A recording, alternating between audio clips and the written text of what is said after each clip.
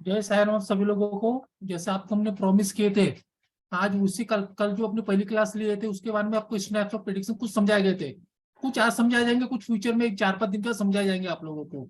तो आज का जो मेन टॉपिक रहेगा, आपका जो लगन है, लगन में जो कोई जो ग्रह बैठा है या तो जो सूर्य है, जो भी नंबर 1 पे जो लगन में जो बैठा है उसके बारे में आज सर आपको समझाएंगे। और अपने जो बॉडी पार्ट है, कौन सी राशि कौन से बॉडी पार्ट को रिप्रेजेंट करते हैं, उससे क्या फायदा है और लॉस रहता है, वो भी आपको बताया जाएगा। वो सब चालू करने में दो चीज आपको अनाउंसमेंट कर देना चाहता हूँ कि एक बार सर फ्लो में आ गए तो फिर रुकते नहीं है, कि इसके आप सर पहले अनाउंसमेंट में कर देता हूँ। एक हमारी रिस्ट वॉच की क्लास आ रही है 5 तारीख से मंडे से। ये 10 दिन की क्लास है, जो 10 दिन का कोर्स है पूरा। इसकी भी फीस है, मार्केट में 15-20 हजार के नीचे कोर्स नहीं है। ये 6666 की फीस है इसकी। और ये आने वाले मंडे से जो 5 तारीख है उससे चालू हो रही है। दूसरी जो सर की जो हमारे सर की जो क्लास आ रही है ब्लैंक्स ऑफ प्रेडिक्शन की, ये 12 तारीख से चालू हो रही है, 12 दिसंबर से। इसकी फीस थी 2345 फीस है वैसे। लेकिन जो आज रात के 12 तक पेमेंट करेगा उसके लिए 1560 है। जो लोग इंटरेस्ट है वो लोग आज रात के 12 बजे के पहले 1560 रुपीज भर के अपना एनरोलमेंट करा सकते हैं। अगर आपने आज नहीं कराया, अगर कल आए मेरे पास, तो उसके लिए 2345 रहेंगी। ये दो अनाउंसमेंट है छोटे छोटे, अभी अपन क्लास चालू करते हैं। हाँ, जिज्ञासु सर। Right sir. हाँ, एक मिनट सर। नमस्कार, प्रणाम नमस्ते सर। मेरे नमस्ते सभी सर। ज्योतिष के जिज्ञासुओं का। मैं अजय जिज्ञासु और डेस्टिनी स्टार की तरफ से भी अजय जी स्वागत करते हैं। और आज आप हमारे साथ ज्योतिष के सत्संग में जुड़ रहे हैं, इसके लिए हृदय से आभार व्यक्त करता हूँ। आज जैसा कि कल हम लोगों ने एक ज्योतिष का सत्संग या एक समागम किया था, जिसमें कुछ चीजें हम लोगों ने आपसे डिस्कस की थी। उम्मीद करता हूँ उससे आपको कुछ जीवन में ज्योतिष के प्रति देखने का नजरिया और कुछ अलग समझ में आया होगा। आज इस चर्चा को और इस यात्रा को आगे बढ़ाते हुए कुछ और महत्वपूर्ण बिंदुओं से गुजरते हुए ज्योतिष रूपी ज्ञान का अमृत पान और आनंद हम प्राप्त करेंगे। तो आइए हम और आप डेस्टिनी स्टार को धन्यवाद करते हुए अपनी इस यात्रा का प्रारंभ करते हैं।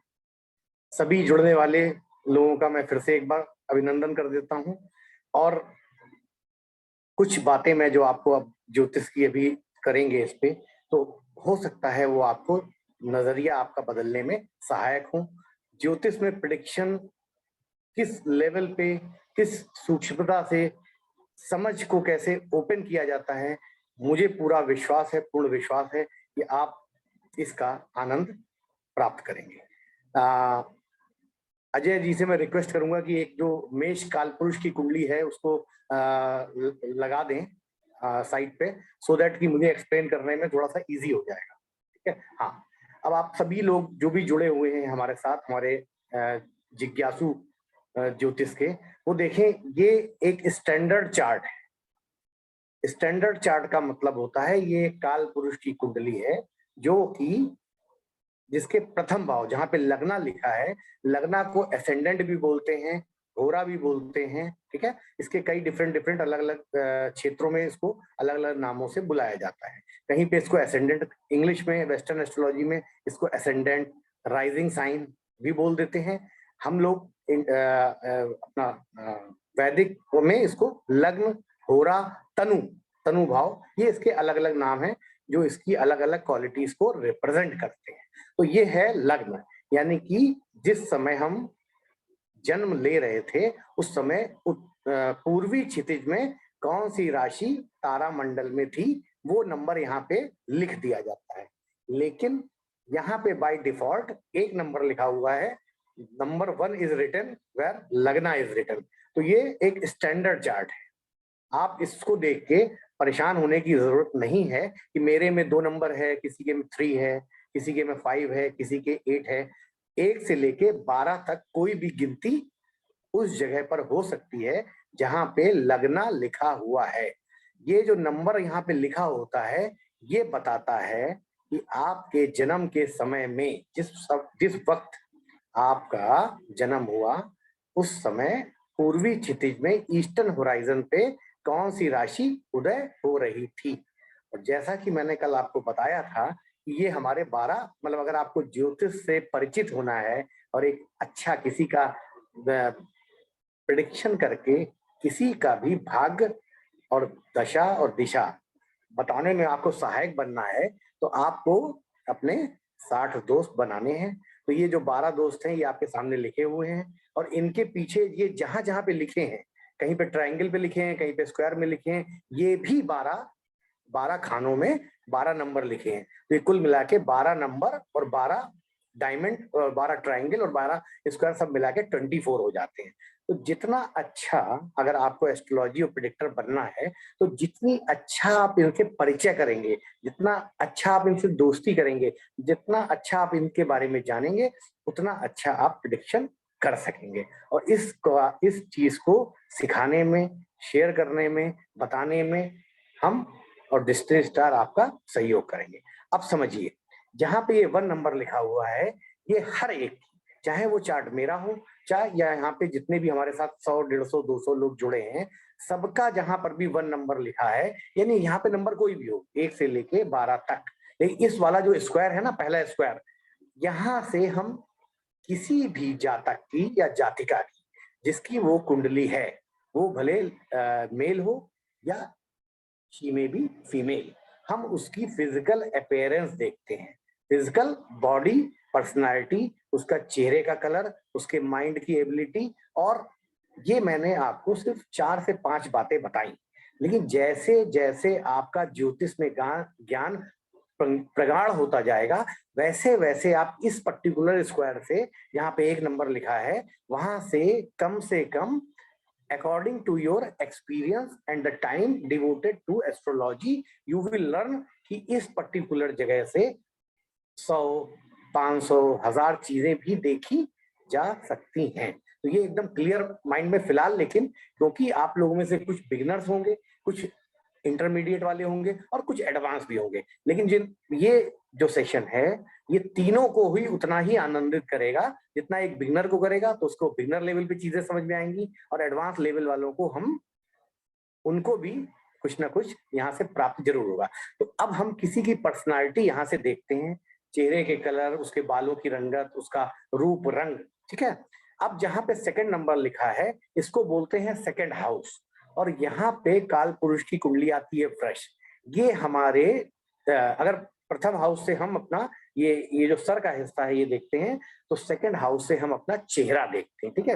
यहाँ पे 2nd हाउस है चेहरा और गला, मतलब ये नीचे का हिस्सा, इतना हिस्सा हम किसी का भी हमें अगर विचार करना है कि जैसे फॉर एग्जांपल लता मंगेशकर गाना बहुत अच्छा गाती है, तो लता मंगेशकर के, क्योंकि लता मंगेशकर मैराडोना तो है नहीं कि फुटबॉल खेलेगी हम उसके पैर देखें, ठीक है ना। आप बात समझिए, मैं बहुत नॉर्मल लेमैन लैंग्वेज इसलिए यूज करता हूं कि आपके माइंड में क्लिक कर जाए। अगर हमें लता मंगेशकर का करियर देखना है, तो हमें लता मंगेशकर के पैर कितने मजबूत है ये देखने की जरूरत नहीं है, क्योंकि वो पेले या मैराडोना नहीं बनने वाली है, या रोनाल्डो नहीं बनने वाली है। जब पेले, मैराडोना या रोनाल्डो की बात करेंगे, तब हम देखेंगे कि राशि जहां पे उसके पैर पड़ते हैं वो कितने स्ट्रांग है। तो जब लता मंगेशकर की या किसी गायक की कुंडली है, तो गायक का पूरा जीवन किस चीज पे आधारित है? गाने पे आधारित है। और इस कुंडली में जो जहां पे ये 2nd नंबर लिखा है, या जहां पे 2 नंबर लिखा है, या जिसको दूसरा भाव बोलते हैं, वो हमारे काल पुरुष की कुंडली में या किसी की भी कुंडली में वो हमारे गले को रिप्रेजेंट करता है। तो अब अगर किसी का गाना देखना है या बोलने की आवाज का तरीका देखना है, तो हम देखते हैं कि गले पे या 2nd हाउस में कौन सा ग्रह विद्यमान है या स्थित है, या कौन सा ग्रह वहां पे बैठा हुआ है, नॉर्मल भाषा में। तो अब मान लीजिए, अब आपको पता है कि गाने के लिए कंठ जो है सुरीला होना चाहिए। गाने के लिए ऑब्वियस सी बात है कि अगर किसी के वोकल कार्ड्स में प्रॉब्लम है या वोकल कार्ड संकुचित है, तो वो गाना नहीं गा सकता है। तो अब कुछ राशियां और कुछ ग्रह जो हैं वो गाने को सपोर्ट करते हैं, क्योंकि मैंने आपको कल बताया था कि ग्रह और राशियों की हर ग्रह की और हर राशि की और हर नक्षत्र की अपनी एक टिपिकल ऊर्जा होती है, उसकी अपनी एक स्टाइल है एनर्जी की। तो कुछ ग्रह, कुछ राशियां और कुछ नक्षत्र, वो they are very much compatible और हेल्पफुल इन सिंगिंग, यानी कि उनके में मधुरता है, उनमें रिदम है, उनमें संगीत है। तो अगर किसी का गला गाने के लायक है, तो वो ग्रह वहां पे या तो स्थित होने चाहिए सेकंड भाव में, या उससे उसका संबंध बनना चाहिए। तब हम आसानी से स्नैपशॉट में कह देंगे कि हाँ, ये बंदा या ये बंदी या ये जातक या ये जातिका गाने के फील्ड में कुछ आम लोगों से अलग हटके है। तो अब जैसे गाने के लिए जो राशि 12 राशियों में, भाई अब देखिए शर्त फिर वही है, अपने 12 दोस्तों में हमने छांटा कि कौन सी राशि जो है गाने के लायक है, कम्युनिकेशन के लायक है। तो हमने देखा कि शुक्र की राशियां और बुध की राशियां और कुछ मामले में बृहस्पति की राशियां, ये सौम्य राशियां हैं, ये जो है मधुर राशियां हैं। ये अगर पड़ती हैं तो चांस बढ़ता है। अब वही मंगल की राशि अगर पड़ जाएगी तो मंगल जो है स्ट्रांग है, कमांडिंग वॉइस है। तो कमांडिंग वॉइस वाला ड्रिल तो अच्छी करा सकता है, कमांड तो अच्छी दे सकता है, लेकिन हो सकता है गाना अच्छा ना गा पाए। शनि का भी वही हाल है कि वो सेवक है, उसकी भी आवाज में मधुरता नहीं होगी। सूर्य की आवाज में भी हो सकता है मधुरता ना हो। तो हम सबसे पहला हमको क्लू क्या मिलता है कि अगर सेकंड हाउस में, क्योंकि बुध की राशियां हैं मिथुन और कन्या, ये बुध माने कम्युनिकेशन, यानी कि गाना वही गा सकता है जिसकी कम्युनिकेशन की डिलीवरी बहुत अच्छी हो। तो अगर मान लो वहां पे किसी का 3 नंबर पड़ जाए या 6 नंबर पड़ जाए तो वो he is better than other जोडियक्स in area of singing. ये एक हमें क्लू मिला यहाँ पे, ठीक है। अब गाने के लिए चंद्रमा बहुत अच्छा होना चाहिए, क्योंकि चंद्रमा जो है लहरें हैं, चंद्रमा उतार चढ़ाव है, जल है, और गाने में कभी हमें स्वर को ऊपर चढ़ाना पड़ता है, कभी स्वर को नीचे उतारना पड़ता है। तो आपको पता होगा कि सबसे फास्ट मूविंग प्लेनेट है चंद्रमा। वो 15 दिन घटता है और 15 दिन बढ़ता है। लिक्विड कैश का भी इसीलिए कारक कहा गया है। तो जब चंद्रमा घटता बढ़ता है इजिली, मतलब वो ये चंद्रमा का नेचुरल गुण है। तो ये गुण को अब हमें गाने में लगाना है। गाने के लिए भी कभी हमें अपने स्वर को उठाना पड़ता है, कभी गिराना पड़ता है। और शुक्र जो है वो मिठास का कारक है। जुपिटर का टेस्ट मीठा, देखिए ग्रंथों में जुपिटर का टेस्ट मीठा बताया है, शुक्र का टेस्ट खट्टा बताया है। तो गाने में खट्टी मीठी मिठास, मतलब गाना कोई अगर गा रहा है ना तो उसमें खट्टा मीठापन होना चाहिए। तो यानी कि चंद्रमा लहर दे, थोड़ा सा हमारे सुर को जो है ताल दे, कभी सुर उठे कभी सुर गिरे। सॉरी। तो अगर किसी, अब आप देखिए स्नैपशॉट कैसे होता है। आपने 1 सेकंड में चार्ट देखा, आपने देखा कि द्वितीय भाव में बुध की राशि है या शुक्र की राशि है या गुरु की राशि है, यानी सौम्य राशि है, और उनमें संबंध बना रहा है चंद्रमा, वीनस या बुध। इनमें से कोई भी बना सकता है, अकेला भी बना सकता है। तो आपका क्योंकि अगर एक्सपीरियंस है और आपने अच्छे से एस्ट्रोलॉजी पढ़ा है, तो आपको देखते ही स्ट्राइक कर जाएगा कि ये शख्स जो है, इसका संबंध, क्योंकि इसका गला बहुत अच्छा है, अगर ये बहुत और कॉम्बिनेशन इसको सपोर्ट ना करे, ये बहुत बड़ा गायक नहीं भी बन पाया, तो ये अपने घर में, अपने परिवार में जब भी कभी भजन होता होगा तो लोग इससे कहते होंगे एक गाना सुना दीजिए। जब भी कभी पार्टी होती होगी तो लोग, अब वो अलग बात है कि उसको और कॉम्बिनेशन नहीं थे तो वो प्रोफेशनल सिंगर नहीं बन पाया, लेकिन उसको सरस्वती माता का ये वरदान होगा कि वो बाथरूम सिंगर से ऊपर उठ के पार्टी में कभी भजन संध्या हो तो उससे लोग कहते होंगे, यानी कि वो गा सकता है। अब इसमें कोई बहुत बड़ी रॉकेट साइंस मैंने नहीं लगाई। मैंने क्योंकि अपने दोस्तों से दोस्ती कर रखी है, अपने हर दोस्त का परिचय मुझे पता है, मुझको पता है मेरा कौन सा दोस्त कैसे रिएक्ट करता है, कैसे बिहेव करता है, क्या उसकी क्वालिटी है। तो मैं बहुत आसानी से मिथुन राशि, जो कि मेरी एक दोस्त है, चंद्रमा, मरकरी, सॉरी बुध, चंद्रमा, बुध और शुक्र, ये मेरे और दोस्त हैं, और इन चारों के इकट्ठा होने पे किस तरह का प्रोग्राम हो सकता है ये मैं बाखूबी जानता हूं, क्योंकि मैंने बहुत साल इनके साथ गुजारा है।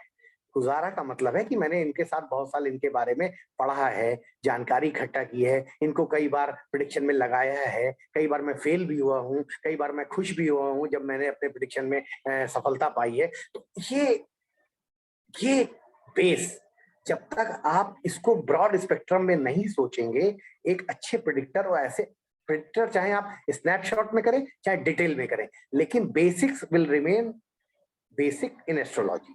जितना अच्छा बेसिक फंडामेंटल आप अपना क्लियर कर लोगे, जितना अच्छा आप अपनी इमेजिनेशन से इमेजिन करने की आदत डाल लोगे, उतने अच्छे आप प्रिडिक्टर बन जाओगे। अब देखिए इसी कॉम्बिनेशन से हम बैंकिंग का कॉम्बिनेशन बनाते हैं।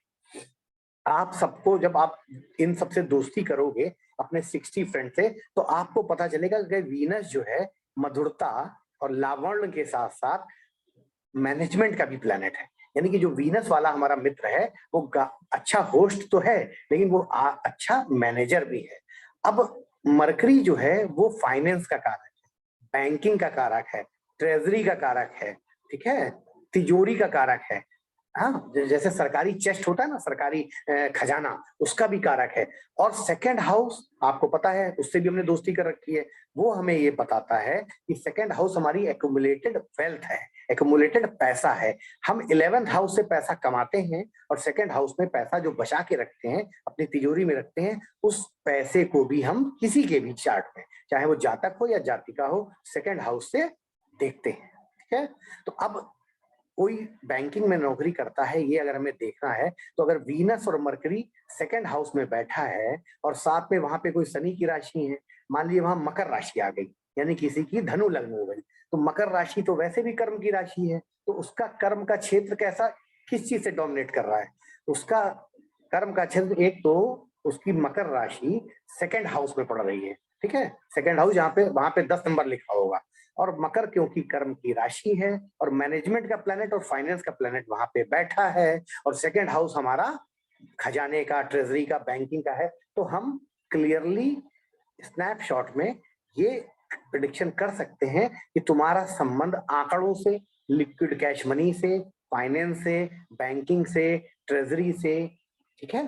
अब इस तरह से आपको, लेकिन ये आप तभी कर पाओगे जब एटलीस्ट आप अपने अगर 27 नक्षत्रों को हटा भी दें हम टेम्परेरी, तो एटलीस्ट 12 राशियों, 12 भाव, हाउसेस और 9 ग्रहों के बारे में कम से कम 4-4, 5-5 चीजें आप जानोगे, तभी तो आप ये प्रिडिक्शन कर पाओगे। तो अब एक एग्जांपल और ले लेते हैं।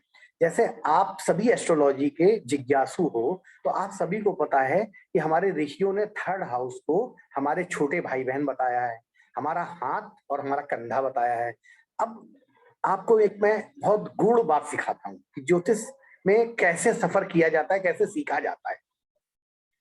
आपने, जब आप ज्योतिष की क्लासिक्स बुक्स पढ़ोगे, मतलब क्लासिक बुक्स का मतलब होता है जो ऋषियों के द्वारा लिखा हुआ साहित्य। आजकल बहुत तरह की राइटरों की भी बुक्स आ गई हैं, लेकिन मैं हमेशा आपको ये सजेस्ट करूंगा कि क्लासिक्स पढ़िए। नो डाउट क्लासिक्स संस्कृत में होती हैं और उनको ट्रांसलेशन करते समय काफी अर्थ उनका बदल जाता है, बट स्टिल कोशिश करिए सही अच्छे ट्रांसलेटर्स की, जिन्होंने क्लासिक्स का ट्रांसलेशन किया है, उनको पढ़ने का प्रयास आप करिए। अब देखिए, मैं आपको एक छोटे से एग्जाम्पल से आपकी पूरी ज्योतिष की अभी तक की सोच को बदलने वाला हूँ। आप, मैंने ऐसे ही आज अपने बहुत साल पहले एक सफर में एक दिन मैंने एक लाइन पढ़ी। वराहमिहिर जो थे, बहुत बड़े एस्ट्रोलॉजर रहे विक्रमादित्य के दरबार में, उज्जैन के। तो उन्होंने एक बहुत क्लासिक बुक लिखी है एस्ट्रोलॉजी की, जिसका नाम है बृहद जातक। तो बृहद जातक में वराहमिहिर ने कहा कि मैं वराहमिहिर बहु अर्थों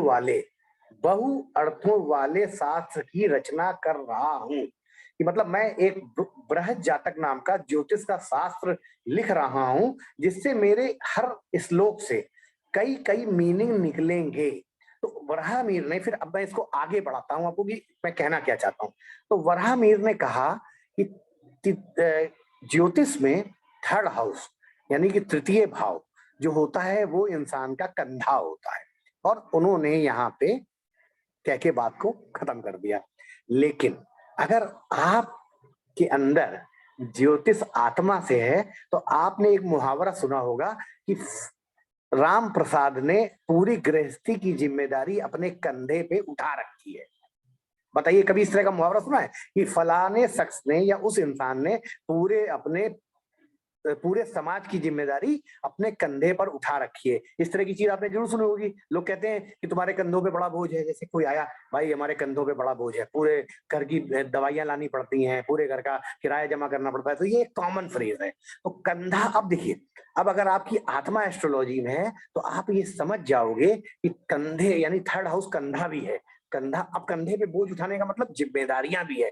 वराहमिहिर नहीं कह रहा कि जिम्मेदारियां हैं, वो सिर्फ ये कह रहा है कि थर्ड हाउस जो है कंधा है। लेकिन अगर आप एस्ट्रोलॉजर हैं तो आप इसकी डॉटिंग करेंगे, you will connect the dot. अब मैं कहना क्या चाहता हूं, अब किसी के भी चार्ट में, आप लोग इतने लोग यहाँ बैठे हो, आप अपने चार्ट में ये देखो कि जहां पे 3 नंबर लिखा है, 3 नंबर का मतलब होता है मिथुन राशि, और वराहमिहिर ने कहा कि मिथुन राशि या तृतीय भाव जो होता है वो कंधा है, हाथ है, जिम्मेदारी है। तो आप देखो कि आपके 12 ये जो 12 गिनतियों का चार्ट है, उनमें 3 नंबर कहाँ लिखा है? किसी के सप्तम भाव में लिखा होगा, किसी के पंचम भाव में लिखा होगा, किसी के दसम भाव में लिखा होगा, किसी के 12वें भाव में लिखा होगा। तो हम जब आप अच्छी एस्ट्रोलॉजी पढ़ते हैं और माइंड को ओपन करके चीजों को समझने का प्रयास करते हैं, तब आप ये प्रिडिक्शन निकाल पाओगे कि आपके चार्ट में जहां भी 3 नंबर लिखा है उस क्षेत्र में आपका कंधा लगा हुआ है, यानी कि उस क्षेत्र की जिम्मेदारी आपको अपने कंधे पर उठानी है। जैसे कि अगर मान लीजिए कि आपकी मिथुन राशि 7वें भाव में लिखी है, तो अगर 7वें भाव में मिथुन राशि लिखी है तो आपकी लग्न हो जाएगी धनु, ठीक है ना। धनु लग्न जिसकी होगी उसके 7वें भाव में क्या हो जाएगी? मिथुन राशि हो जाएगी। तो इसका मतलब वो अपने पत्नी की जिम्मेदारी कंधे पे उठा सकता है, अपने बिजनेस की, बिजनेस पार्टनर भले 4 हों, लेकिन पूरे बिजनेस की जिम्मेदारी उसने अपने कंधे पे उठा रखी होगी, क्योंकि बाकी पार्टनर का जरूरी नहीं है कि मिथुन राशि 7वें भाव में पड़े, लेकिन क्योंकि 4 पार्टनर हैं, लेकिन उसकी कुंडली में मिथुन राशि 7th हाउस में पड़ रही है, तो वो अपना कंधा कहाँ लगा रहा है? मिथुन राशि, कंधा मतलब मिथुन राशि हो गया ना, और उसकी कहाँ पड़ रही है? 7वें भाव में पड़ रही है। तो इसका मतलब 7वें भाव से हम लीगल बिजनेस अरेंजमेंट या व्यापार भी देखते हैं, और अगर उसने व्यापार पार्टनरशिप में किया है तो उसके 2 पार्टनर आराम कर रहे होंगे, और क्योंकि उसका कंधा व्यापार में है तो वो ज्यादा मेहनत कर रहा होगा। अब इसमें कोई रॉकेट साइंस नहीं है, ये स्नैपशॉट प्रेडिक्शन है।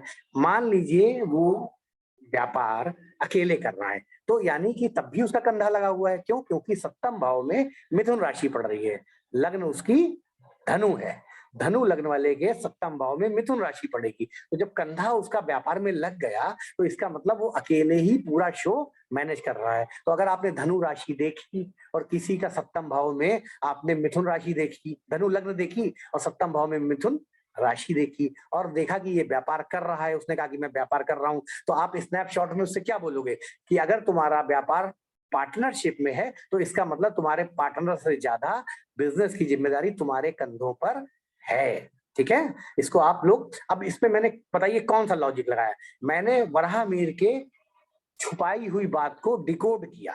मैंने उस श्लोक को कई बार पढ़ा और समझा कि कंधा और हाथ से वराहमिहिर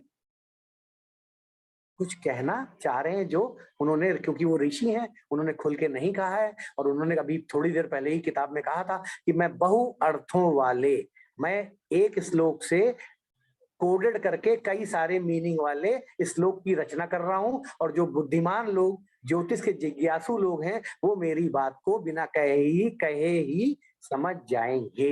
तो यही ज्योतिष आपको सीखना है, और यही ज्योतिष आगामी आने वाले दिनों में हम आपको सिखाएंगे। ये तो एक छोटे से एग्जाम्पल थे। अब जैसे आपको हम फिर बताते हैं, देखिए, अब आपको सबको पता है कि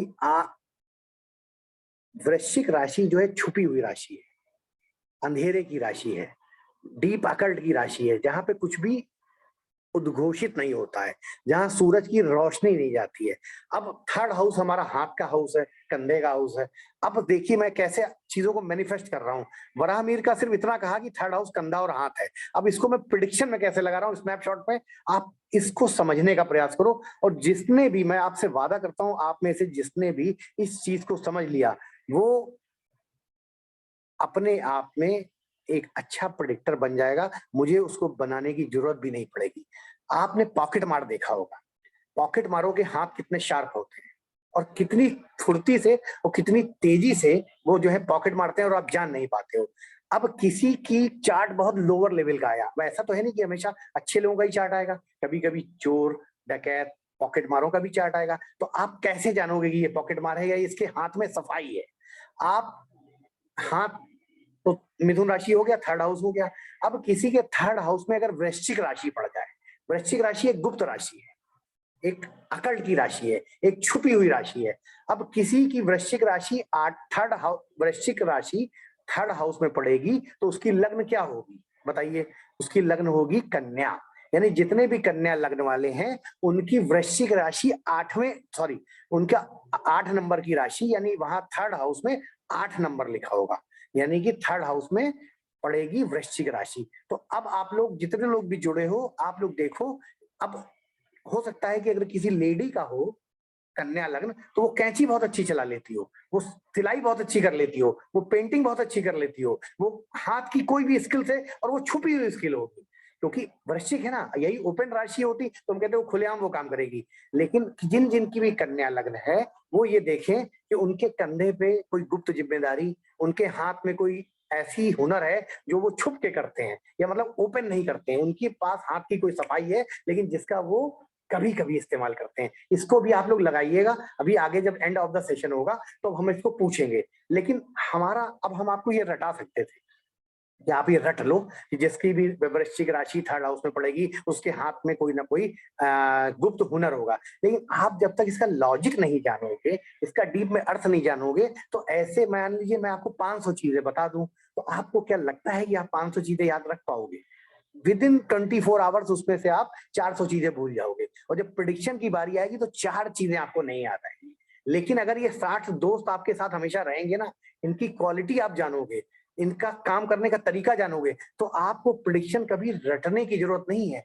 आप सिर्फ प्लैनेट देखोगे, राशि देखोगे, भाव देखोगे, खुद अपने आप से प्रिडिक्शन बना लोगे। सिर्फ अपनी इमेजिनेशन को खोलने की जरूरत है कि ऋषि ने कहा था कि मैं बहु अर्थों वाले, मैं डिफरेंट डिफरेंट मीनिंग वाले, मैं एक शब्द से कई मीनिंग वाले मीनिंग आपको बता रहा हूं, और जिसकी जितनी कैपेसिटी होगी, जिसकी जितनी समय दिया होगा उसने ज्योतिष में, वो इसको डिकोड कर लेगा।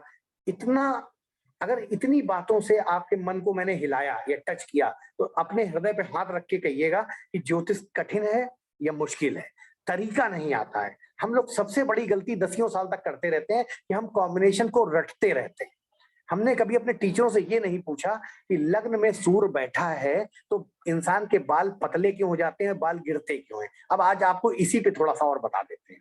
आपने एक जनरल चीज सुनी होगी कि लग्न में सूर्य है तो बाल कम हो जाते हैं सर, ठीक है, अगर लेडीज के भी है तो हल्के हो जाते हैं। लेकिन आप जब इसको लगाओगे स्नैपशॉट में, तो कई जगह ये प्रिडिक्शन नहीं लगेगा। आप कहोगे यार कहीं तो लग रहा है, कुछ में लग जाता है, कुछ में नहीं लगता है। क्यों ऐसा होता है, कभी सोचा है क्यों? क्योंकि आपका बेसिक फंडामेंटल नहीं क्लियर है। आप बाय डिफॉल्ट कभी लग जाएगा तो आप खुश हो जाओगे, कभी आप कहोगे चार्ट देख के क्या इसके बाल कम है, वो कहेगा नहीं भाई साहब बाल तो बहुत घने हैं, तो आप कहोगे अरे ये तो लगा नहीं। अब यहाँ पे आप नर्वस आ जाएंगे, या प्रेडिक्शन किया, प्रेडिक्शन फेल हो गया। तो नर्वस आने की जरूरत नहीं है, नर्वस होने की जरूरत नहीं है, समझने की जरूरत है कि क्यों कहीं पे लग जाता है, कहीं पे नहीं लगता है। आज स्नैपशॉट प्रेडिक्शन सीखने से अच्छा है हम ये सीख लें स्नैपशॉट प्रेडिक्शन क्यों नहीं लगता है। तो जब क्यों नहीं लगता सीख जाओगे तो लगता कैसे है ये तो जान ही जाओगी। ठीक है, तो अब चलते हैं वापस कि सूर्य लग्न में नॉर्मल ये एक नॉर्मल अंडरस्टैंडिंग है एस्ट्रोलॉजरों के बीच में कि लग्न में अगर सूर्य है तो बाल कम होते हैं। अब आप पहले समझो, सूर्य एक अग्नि तत्व का ग्रह है। सूर्य की जो ऊर्जा है वो अग्नि तत्व की है, उसके अंदर फायर है सॉरी, उसके अंदर हीट है। ठीक है, अब आपको पता है कि हमारी जो 12 राशियां होती हैं, फिर देखिए बात फिर वही घूम फिर के आती है कि जब 12 राशियों के गुण, तत्व, धर्म, एलिमेंट आप जानोगे तभी तो स्नैपशॉट प्रेडिक्शन कर पाओगे। अब आपको पता है कि मेष राशि भी अग्नि तत्व की होती है, तो यानी कि अगर किसी की मेष लग्न की कुंडली है और सूर्य वहां पे बैठा है, तो इसका मतलब क्या हो गया कि अग्नि डबल हो गई। एक तो बैकग्राउंड भी अग्नि का है, क्योंकि आपको पता है कि जो मेरा मेष वाला फ्रेंड है उसकी प्रकृति या उसका नेचर फायरी है, उसके अंदर आग है। यानी जिसकी भी मेष असेंडेंट है या मेष लग्न है, उसको तो एनवायरमेंट ही आग का मिला हुआ है, क्योंकि मेष लग्न अग्नि प्रधान राशि है, वहां पे अग्नि रहती है। ठीक है, अब सूर्य भी अग्नि तत्व है। अब जब मेष लग्न में सूर्य आ गया तो अग्नि बढ़ गई। और आपको पता होगा जब बहुत तेज आग लगती है तो आपने देखा होगा ना, जो कोमल कोमल फूल पत्ती होती है, हल्की झाड़ी होती है, उनके ऊपर सब कुछ जल जाता है। मोटे मोटे लकड़ियां भले बच जाए, लेकिन अगर हल्का पेड़ है तो ऊपर ऊपर हल्का सा साफ हो जाता है। तो अब अग्नि बढ़ गई, अग्नि से अग्नि मिल गई, तो बाल, यहाँ पे बाल जो है पतले हो जाएंगे या गिर जाएंगे, क्योंकि अग्नि बालों को सबसे पहले, मान लो ये बाल हमारे फूल पत्ती हैं, तो इनको हल्का सा क्लीन कर देगा। अब समझिए, अब किसी की वहां पे 2, 6, 10 लगन आ गई, यानी पृथ्वी तत्व की लगन आ गई। अब फिर वही है, चीज वही है कि आप अपनी सारी राशियों के गुण तत्व जानिए। राशियों में जैसे 1, 5 और 9 अग्नि तत्व की राशि होती है। तो जिनकी मेष लग्न होगी, सिंह लग्न होगी, धनु लग्न होगी, तो वहां तो आग है, तो वहां पे चांस ज्यादा है कि सूर्य लग्न में बैठ के बाल कम कर दे। लेकिन अगर आप में से जिनकी 2, 6 या 10 पृथ्वी तत्व की लग्ने होंगी, तो वहां पे उनके बैकग्राउंड में पृथ्वी, अब अग्नि नहीं रह गई। तो अब जब पृथ्वी पे आग उतना असर नहीं करेगी, तो हो सकता है कि आप लग्न में सूर्य देख के जब ये प्रिडिक्शन कर दो कि बाल कम होंगे, लेकिन बैकग्राउंड में वहां पे कौन सी राशि होगी, वहां पे 2, 6 या 10 में से राशि होगी, तो प्रिडिक्शन आपका स्नैपशॉट फेल हो जाएगा। उसी तरह अगर वायु तत्व की राशि है, यानी कि मिथुन, तुला या कुंभ, तो वायु और अग्नि मिलके और तेज भड़क जाती है। तो इसका मतलब जिनके लग्न में मिथुन, तुला या कुंभ राशि होगी, उनके भी बाल कम हो सकते हैं। उसी तरह जल तत्व की राशि है, जल और अग्नि का कोई मेल नहीं है, तो अब जिनकी कर्क, वृश्चिक और मीन लग्न होगी और सूर्य वहां बैठा होगा, तो बाल भले ना गिरे, लेकिन डैंड्रफ होगा, एलर्जी होगी। क्यों? क्योंकि यहाँ पे 2 विपरीत ऊर्जा आ गई। जल और अग्नि की कोई दोस्ती नहीं है। जल और अग्नि से कहते हैं ना एलर्जी हो जाती है, तो उसके बालों में, बाल भले उसके घने हो, लेकिन बालों में फंगस, डैंड्रफ, एलर्जी होने। तो अब देखिए प्रिडिक्शन सब चारों 12 कंडीशन में सूर्य वही है लग्न में, 12 अलग अलग लोगों के लग्न में सूर्य है, लेकिन स्नैपशॉट प्रिडिक्शन कैसे 12 बार बदल जाएगा कि अगर बैकग्राउंड में, बेस में फायर के साथ फायर मिल रही है तो बालों की दशा अलग होगी, फायर के साथ पृथ्वी मिल रही है तो बालों की दशा अलग होगी, फायर के साथ अगर एयर मिल रही है तो बालों की दशा अलग होगी, और फायर के साथ अगर जल मिल रहा है तो फायर की दशा अलग होगी। और स्नैपशॉट प्रिडिक्शन भी कालांतर में इसको स्टडी करके बदलते रहेंगे। ये तो एक कंडीशन है। अब मान लीजिए कोई प्लैनेट उसको देख रहा है, 7th हाउस को, मतलब लग्न को, सॉरी, कहीं से भी बैठ के किसी प्लैनेट में दृष्टि डाल दी। There are numerous number of compositions in astrology. लेकिन मैं आपको जो समझाना चाह रहा हूं कि स्नैपशॉट प्रेडिक्शन भी बहुत तसल्ली से, एक्सपीरियंस से, सीखने के बाद करना चाहिए। और फेल क्यों होता है ये बताना ज्यादा जरूरी था, क्योंकि अगर फेल क्यों होता है जानोगे, तभी तो पास होने की तैयारी करोगे। तो सब लोग, हम लोग, आप खुद याद करो कि हमने अपने ज्योतिष के करियर में कितनी बार बोला है कि लग्न में सूर्य बैठा है तो आपके बाल कम होंगे, लेकिन ये कितनी बार नहीं लगा है। तो आज हम ये जाने कि क्यों नहीं लगा है ये प्रेडिक्शन। क्यों? क्योंकि हमने सिर्फ सूर्य देखा और पहला हाउस देखा, हमने ये नहीं देखा कि वहां राशि कौन सी पड़ रही है, उसका तत्व क्या है। ठीक है, ये एक एग्जाम्पल देखिए, मैं आज इस एग्जाम्पल को, मुझे 10 मिनट लग गए इसको एलोबरेट करने में, लेकिन ये 10 मिनट की मेरी मेहनत आपके आने वाले 10 साल के लिए मील का पत्थर साबित होगी, ये मेरा पूरा पूर्ण विश्वास है। क्योंकि इस एक छोटे के एग्जाम्पल से जिनको सीखना होगा, जिनका माइंड चलता होगा, जिनकी आत्मा ज्योतिष में होगी, और फिर वही है ना, सौतन पिक्चर का एक गाना था, जिसका जितना है आंचल यहाँ, उसको सौगात उतनी मिलेगी। मेरी बात ध्यान रखिएगा, मैं जो बोलता हूँ थोड़ा सा आप लोग हंसा भी देता हूँ, जिससे आप लोग बोर ना हो जाएं। ये लाइन मेरे ज्योतिष में मैंने हमेशा याद रखी, जिसका जितना है आंचल यहाँ, उसको सौगात उतनी मिलेगी। तो आपका जितना आंचल है उतना ज्योतिष आप सीखते जाएंगे, और जितना संकुचित होते जाएंगे, जितना अपने माइंड को फोल्ड करके स्ट्रांग होते जाएंगे, नई चीज सीखने के प्रति आपका नजरिया नहीं होगा, आप कूप मंडूक हो जाएंगे। कूप मंडूक का मतलब होता है you will become a pseudopodia. आपने एक पर्टिकुलर खोल अपने चारों तरफ बना लिया है और उसी में आप खुश हैं। आप जीवन में एक्सप्लोर नहीं करना चाहते, और जीवन में और क्या क्या है ये जानना नहीं चाहते हैं। लेकिन अगर वाकई जीवन में कुछ पाना है तो अपने होराइजन को सीडोपोडिया से निकाल के स्काई इज द लिमिट बनाइए इन एस्ट्रोलॉजी।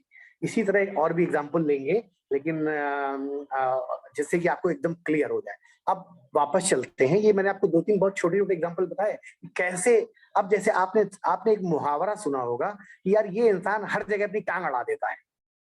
देखिए, हम आपको जो ज्योतिष सिखाएंगे, स्नैपशॉट भी सिखाएंगे, तो वो मुहावरे से सिखाएंगे। अब इस मुहावरे में बहुत बड़ा ज्योतिष है। अगर आप वराहमिहिर की तरह सोचेंगे कि मैं बहु अर्थों वाले शास्त्र की रचना कर रहा हूं, तो अब इसमें फलाना इंसान हर चीज में अपनी टांग अड़ा देता है। अब इसमें से ज्योतिष निकालूंगा मैं आपके सामने और आप लोग अपने अपने चार्ट में लगा लेना, आपको लगता हुआ नजर आएगा स्नैपशॉट में।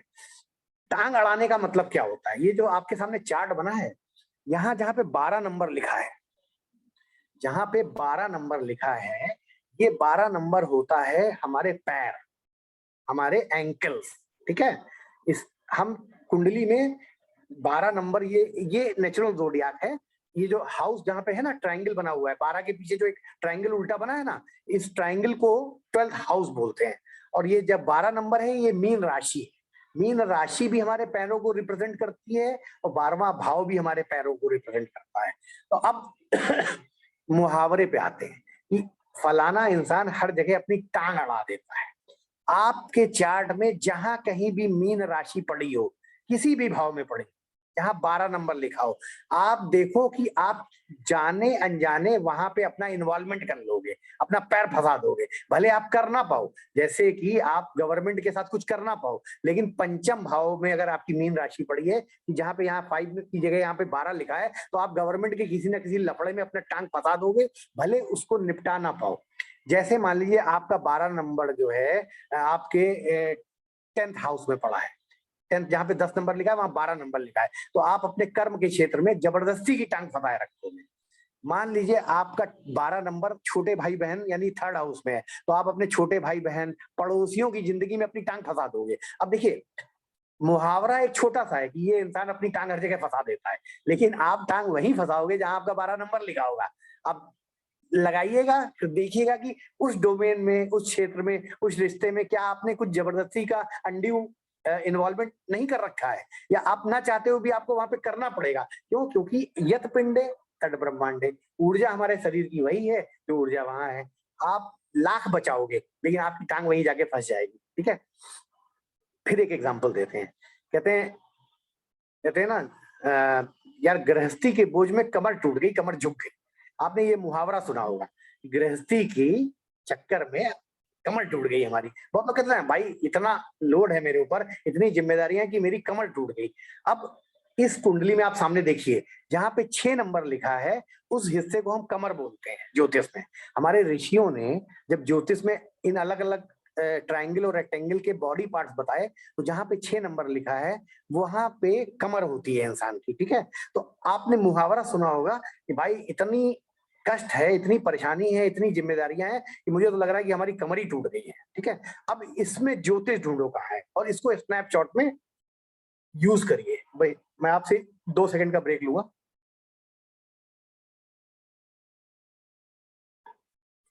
सर आप अभी 2 मिनट का ब्रेक ले लीजिए हाँ और आराम करो 2 मिनट। नहीं, हो गया, नहीं, हो 1 गया। मिनट 1 मिनट, अभी 1 अच्छा, मिनट तब पॉज तक ले लो। मैं 2 मिनट 1 मिनट का ब्रेक ले रहा हूँ, आप लोग इन लोगों से थोड़ा फीडबैक ले लीजिए। फीडबैक में अजय अपने जी आप फीडबैक कंटेंट ले शेयर लो, कर, मैं 2 मिनट का ब्रेक ले रहा हूँ। मैं तो कंटेंट शेयर कर रहा हूँ, फिर आप चालू कीजिए। हाँ ये जो सर की जो आप कल से देख रहे हो, सर की एक 7 डेज की क्लास आ रही है, जो 12 दिसंबर से चालू होंगी, मंडे से चालू हो रही है। ये 7 डेज की क्लास है, जिसकी फीस है 2345। जो पेमेंट, ये जो पेमेंट आज रात के 12 तक जो लोग पेमेंट करना चाहते हो पेमेंट कर सकते हैं, उनके लिए फीस रहेंगी 1560। ये 7 डे की क्लास है, लेकिन इसमें आपको 7 डे का 8 डेज भी हो सकते हैं, क्योंकि बहुत सारी चीज इसमें इंक्लूड की गई है। तो ये सबसे अच्छा ऑप्शन है आप लोगों के लिए कि आज रात के 12 बजे के पहले आप 1560 पेमेंट करके हमें स्क्रीनशॉट भेज दीजिए। हमारा बैंक डिटेल है, ये जो हमारी बैंक डिटेल आपके सामने है, आप उसको स्क्रीनशॉट ले सकते हो। अब कोई डाउट है, कोई क्वेरी है, या कोई भी चीज पूछना है आपको, तो 9990369555 पे मुझे कॉल करके या व्हाट्सअप करके पूछ सकते हो, जो भी आपको इंक्वायरी लेना है। तो ये जो क्लास है 12 दिन की क्लास, सॉरी 7 डेज की क्लास है। मंडे से पहला जो वीक रहेगा, 4 दिन की क्लास रहेंगी पहले वीक में, मंडे से थर्सडे ने, मंडे ट्यूसडे वेडनेसडे थर्सडे, पहले वीक में 4 दिन रहेंगी, और उसके बाद 2-3 दिन गैप रहेगा, फिर मंडे ट्यूसडे वेडनेसडे, ऐसे 7 दिन की क्लास आएंगी आप लोगों के लिए। तो ध्यान रखिए, ये क्लास में कंटेंट बहुत सारी ज्यादा है, इतने कंटेंट है कि अगर कोई दूसरा पढ़ेगा तो महीने 1 महीना लग जाएगा। लेकिन सर का जो एक्सपीरियंस है उसके हिसाब से 1 हफ्ते में आपको इतना सब समझा देंगे कि आपको सब कुछ इस समझ में आ जाएगा। जिसका अगर बेसिक भी नहीं आता, समझ लो आपको बेसिक का नॉलेज नहीं है, तो पहले का पहला फर्स्ट डे की जो क्लास रहेंगे उस बेसिक के ऊपर डिपेंड करेगा। आपको उसमें जो बेसिक समझा जाएगा, लेकिन बेसिक इतना ही समझाएगा जितनी जरूरत है इस क्लास को समझने के लिए। पूरा बेसिक समझाना पॉसिबल नहीं है, लेकिन बेसिक नॉलेज आपको उतना दे दिया जाएगा कि जितनी जरूरत है हमारे जो चैप्टर को समझने के लिए आप लोगों को। तो जिनको इंटरेस्ट है इस सब करने में, उसके लिए फीस है 1560। वो भी 8 रात तक वैलिड है। अगर आप कल पेमेंट करोगे तो आपको 2, 3, 4, 5 रुपीज पेड करना पड़ेगा। सर आ गए आप? तो सर आने की है। हेलो। हाँ सर, 1 मिनट और दे दीजिए। उसके बाद हमारी और एक मंडे से और एक क्लास आ रही है, रिस्ट वॉच एनालिसिस क्लास, जो 10 दिन की क्लास है। इसमें आपकी जो वॉच है, आप अपने वॉच, किसी की भी वॉच देख के प्रेडिक्शन कर सकते हो। बहुत सारे वॉच दे, अगर आपने वॉच देख ली सामने, उसके डेट ऑफ बर्थ नहीं मालूम है, आपको कुछ नहीं मालूम है, बिना डेट ऑफ बर्थ जाने से उसकी वॉच देख के आप उसका पूरा प्रेडिक्शन कर दोगे। ये 70% ये सब चीज एक्यूरेट जाती है आप लोगों को। ये 10 दिन की क्लास है, लंबा कोर्स है। ये मंडे से चालू हो रही है 5 दिसंबर की। इसकी फीस 15-20 हजार मार्केट में है, लेकिन आप लोगों के लिए ये भी डिस्काउंट ऑफर चालू है, 666 में होगा। राइट। आज अजय जी मैं स्टार्ट करूं?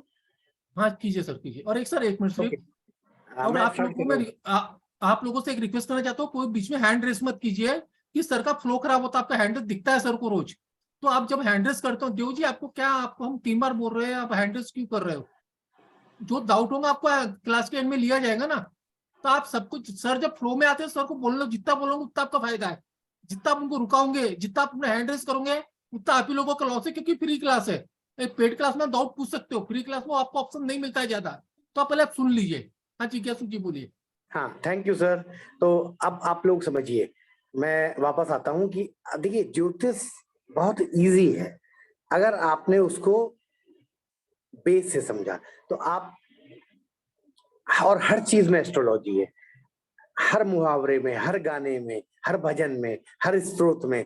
आपको मैं वो टेक्निक, वो विजन दे दूंगा कि आप हर चीज में एस्ट्रोलॉजी लगाने लगोगे और समझने लगोगे। तो अब वापस आते हैं उसी बात पे कि कमर वाली बात पे, कि इस गृहस्थी के बोझ से मेरी कमर टूट गई है या कमर झुक गई है।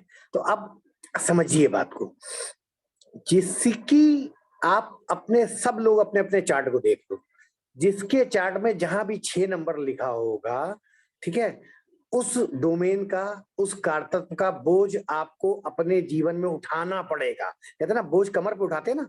तो अब आपका किसी का अगर 6 नंबर जो है 5th हाउस में है, तो वो एजुकेशन का, अपने बच्चों का बोझ नॉर्मल आदमी से, एक आम इंसान के कंपैरिजन में उसको ज्यादा उठाना पड़ेगा। ठीक है। अब अगर किसी का 6 नंबर 4th हाउस में, यानी कि जहां चतुर्थ भाव होता है, वहां पे अगर 6 नंबर यानी कि कन्या वहां पे पड़ा है, तो आप स्नैपशॉट प्रेडिक्शन कर सकते हो कि तुमको अपनी गाड़ी, भूमि, वाहन, माता, होमलैंड, मदरलैंड का बोझ एक आम इंसान के कंपैरिजन में ज्यादा उठाना पड़ेगा। और अगर वहां पे पाप ग्रह हैं, क्रूर ग्रह हैं, तो इस बोझ से तुम्हारी कमर टूट जाएगी। शुभ ग्रह हैं तो तुम बोझ आसानी से उठा लोगे। ऐसे जब आप इस लेवल पे चीजों को फील करेंगे, समझेंगे, तब आपको ज्योतिष कहीं से भी बोझ रटने की चीज नहीं लगेगी, क्योंकि आप उसका मर्म, उसकी आत्मा जान जाओगे। जिस दिन आप ज्योतिष की आत्मा और मर्म जान जाओगे, आपको प्रिडिक्शन करने की जरूरत नहीं है। आप चार्ट को सिर्फ डिकोड करना शुरू करोगे कि तुम्हारे जीवन में ये शेड है, ये रंगत है, ये एनवायरमेंट है, ये काम है। आपकी बोली हर वर्ड, आपका बोला हर सेंटेंस अपने आप में मील का पत्थर होगा, अपने आप में वो एक प्रिडिक्शन होगा। और नहीं हो तो लगा के देख लीजिएगा, 7 दिन मेरे साथ समय गुजार के देख लीजिएगा। उसके बाद अगर इसमें से आपने 2-4 चीजें भी लगाई, तो आप जब इनकी ऊर्जा को समझने लगोगे, अपने 60 दोस्त कैसे बिहेव कर रहे हैं, जब आप ये ठीक से जान जाओगे, तो उनके बारे में सिर्फ आपको बताना ही। आज एक बात बताओ, आपके बेटे, आपकी बेटी, आपकी पत्नी के बारे में आपको बताना पड़े तो क्या आपको कोई हिचक होगी कि उनका नेचर कैसा है, वो सुबह चाय कितने बजे पीती हैं, वो कितने बजे स्कूल जाते हैं, कौन सा परफ्यूम उन्हें पसंद है? क्यों? क्योंकि आपने उनके साथ समय गुजारा है ना। तो मैं वही तो कह रहा हूँ, अपने 60 नए दोस्त बना के उनके साथ कुछ दिन गुजारो तो गुजरात में, मतलब कहने का मतलब कुछ दिन गुजारो तो अपने दोस्तों के साथ, ना जान जाए आप उनके बारे में। तो प्रिडिक्शन तो एक बहुत छोटी सी चीज है, मैं आपको हमेशा बोलता हूँ, प्रिडिक्शन कोई बहुत बड़ा रॉकेट साइंस नहीं है। आप जितना अच्छा अपने दोस्तों को जानेंगे, जितना अच्छा उनको समझेंगे, उनके बारे में सिर्फ आप व्याख्यान करेंगे कि मेरा वो, जैसे आप अपने परिवार के लोगों के बारे में बोलते हो, आपको अगर आपके मकान के बारे में अगर हम एक निबंध लिखने को दे दें, तो आपको कोई दिक्कत होगी? आप 20 साल से उस मकान में रह रहे हो। तो उसी तरह जितने समय आप इनके साथ गुजारोगे, तो किसी का चार्ट आ जाए, आप चार्ट देखोगे, आपको पता है मेरा ये प्लैनेट दोस्त क्या कर रहा है। इसी को स्नैपशॉट बोलते हैं। ठीक है? ये विजन हम आपको देने का प्रयास करेंगे। अब 1-2 एग्जांपल और ले लेते हैं जिससे आपको एकदम चीजें क्लियर हो जाए। मैंने आपको देखिए 2-3 छोटे-छोटे एग्जांपल समझाए कि जैसे कंधे का समझाया, पैर अड़ाने वाला समझाया कि 12वां राशि क्योंकि पैर की होती है तो पैर फंसा देता है आदमी, और इसी तरह 1-2 चीजें आपको एग्जांपल से समझा देते हैं। अब 1-2 प्लैनेट भी ले लेते हैं। तो मैंने जैसे सूर्य से बोला था कि लग्न में सूर्य जो है अलग-अलग काम करते हैं। अब जैसे मान लीजिए हम एक प्लैनेट ले लेते हैं वीनस। अब वीनस लग्न में आया मान लीजिए, ठीक है, जहाँ पे 1 नंबर लिखा हुआ है, जहाँ पे लगना लिखा हुआ है, अगर हम यहाँ पे शुक्र को स्थापित करते हैं या वीनस को प्लेस देते हैं, यानी ये कहा जाएगा ज्योतिष की भाषा में, हम ये कहेंगे Venus is situated in the ascendant, यानी लग्न में वीनस स्थित है। और आम भाषा में लग्न में वीनस, शुक्र लग्न में है। ठीक है? अब जितना अच्छा आप शुक्र को जानोगे, शुक्र जो है मूवी है, शुक्र राधा है, शुक्र मीरा है, शुक्र कवि है, शुक्र पोएट है, शुक्र संगीत है। ठीक है? शुक्र जो है पेंटिंग है, आर्ट है, ड्रामा है, अच्छे महंगे इत्र है। ठीक है? अच्छी महंगी स्कॉच विस्की है। तो शुक्र जो है कम से कम 10,000 चीजें हैं। शुक्र स्त्री है, लव है, हमारी होस्ट होने की क्षमता शुक्र है, यानी कि हम कितने हॉस्पिटल हैं, हमारे अंदर कितनी हॉस्पिटैलिटी है, हम कितने मेहमान नवाज हैं, ये भी शुक्र से देखेंगे। तो आप, अब ये मैं क्योंकि 10 बातें इसलिए बता पाया कि मेरी शुक्र की दोस्ती पुरानी है, आपकी शुक्र की दोस्ती अभी नई नहीं होगी, तो आप अभी 4-5 चीजें जानोगे, फिर समय के साथ साथ आपकी दोस्ती उससे और हो जाएगी, तो आप मेरे से भी आगे निकल जाओगे, तब आप शुक्र के बारे में 100 चीजें बता दोगे। तो फिलहाल 2-3 चीजों में से कोई एक चीज पकड़ लेते हैं। ये मान लेते हैं कि शुक्र जो है अनकंडीशनल लव है। शुक्र का एक मेजर डोमेन है कि शुक्र इज अनकंडीशनल लव। अब ये जो अनकंडीशनल लव है, शुक्र शुक्र की भी अपनी कुछ क्वालिटीज हैं। जैसे शुक्र जो है कहीं ना कहीं जल तत्व का ग्रह है। अब अगर किसी की मेष लग्न है, सिंह लग्न है, धनु लग्न है, तो वहां पे एलिमेंट क्या है? अग्नि का है। यानी कि आपको पता है ना, 1, 5 और 9 राशियां जो हैं वो अग्नि तत्व की होती हैं। तो अग्नि तत्व में बेचारा शुक्र अगर बैठ गया, यानी कि लग्न में शुक्र स्थापित हो गया, तो शुक्र तो कहीं ना कहीं जल तत्व का है। तो अग्नि और जल में क्या कोई बहुत अच्छा कॉम्बिनेशन है? नहीं है। तो आपने शुक्र लग्न में देख के आपने प्रिडिक्शन कर दिया कि ये आदमी जो है बहुत अच्छा जो है, मैंने क्या कीवर्ड लिया था कि अनकंडीशनल लव वाला होगा। लेकिन अब यहाँ पे आपका प्रिडिक्शन फेल हो जाएगा। आपने सिर्फ लग्न में देखा कि लग्न में शुक्र है, आपने बोल दिया कि ये तो बिल्कुल किसी को भी कुछ भी दे देता होगा, अथाह प्रेम करता होगा, अपने लिए नहीं सोचता होगा। लेकिन आपने ये ध्यान नहीं दिया कि वहां पीछे तो अग्नि है। तो यहाँ पे ये देख के स्नैपशॉट प्रिडिक्शन करना है कि शुक्र तो है, लेकिन पीछे राशि में तत्व कौन सा है। अब वहीं पे अगर मान लो जल तत्व आ जाए, 4, 8 और 12, यानी जल तत्व की राशि भी है और जल तत्व का ग्रह भी है, तो हार्मनी होगी, संगीत सुनने लायक होगा। और अग्नि में अगर शुक्र बैठेगा राशियों में, तो संगीत उतना रिदमेटिक नहीं होगा।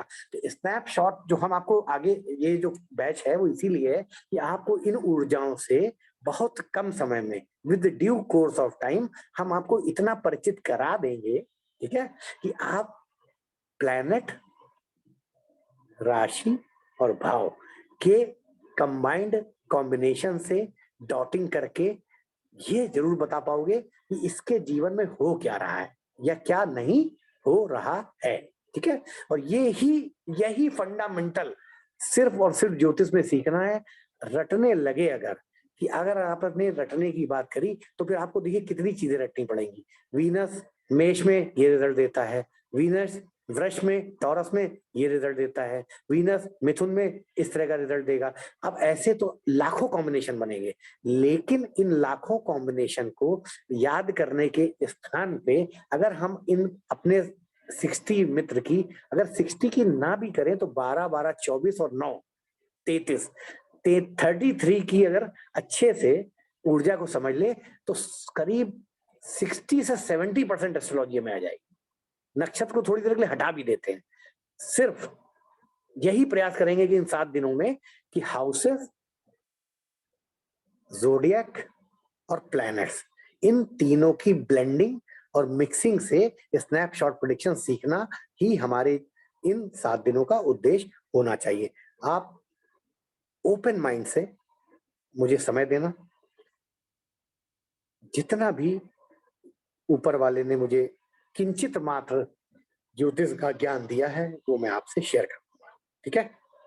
अब मुझे लगता है थोड़ा सा अगर अजय भाई कुछ कहना चाहें तो कह लें, नहीं तो उसके बाद हम जनरल लोगों के क्वेश्चंस आधे घंटे के लिए लेना पसंद करेंगे, क्योंकि एक ब्रीफिंग हमने आपको एक ये आपके माइंड में एटलीस्ट मैंने अभी आपसे पूछ भी लेंगे कि मैंने जो एग्जांपल दिए वो आपको क्लियर हुए, अंडरस्टैंडिंग डेवलप हुई या नहीं हुई, ठीक है। तो अभी अगर अजय भाई कुछ कहना चाहें तो कह लें, नहीं तो फिर 1 या 1.5 मिनट के ब्रेक के बाद हम क्वेश्चन आंसर का सेशन स्टार्ट करेंगे, जिसके जो अभी तक जो मैंने आपको समझाया है, बताया है, उस रिगार्डिंग देखिए मैं किसी का चार्ट नहीं देखूंगा कि मेरी शादी नहीं हो रही, मेरे बच्चे नहीं हो रहे, उसके लिए अलग ऊर्जा है, अलग टाइम होता है, तब हम आपका वो काम कर देंगे। लेकिन किसी को जनरल क्वेश्चंस हैं जो अभी बताया उसमें पूरा स्वागत है, पूरा एक्सप्लेन करेंगे। लेकिन पर्सनल चार्ट का ये मंच नहीं है कि हम बताएं कि नौकरी कब होगी, शादी कब होगी, वो तो आप खुद ही निकालना, हम आपको सिखा देंगे, ठीक है।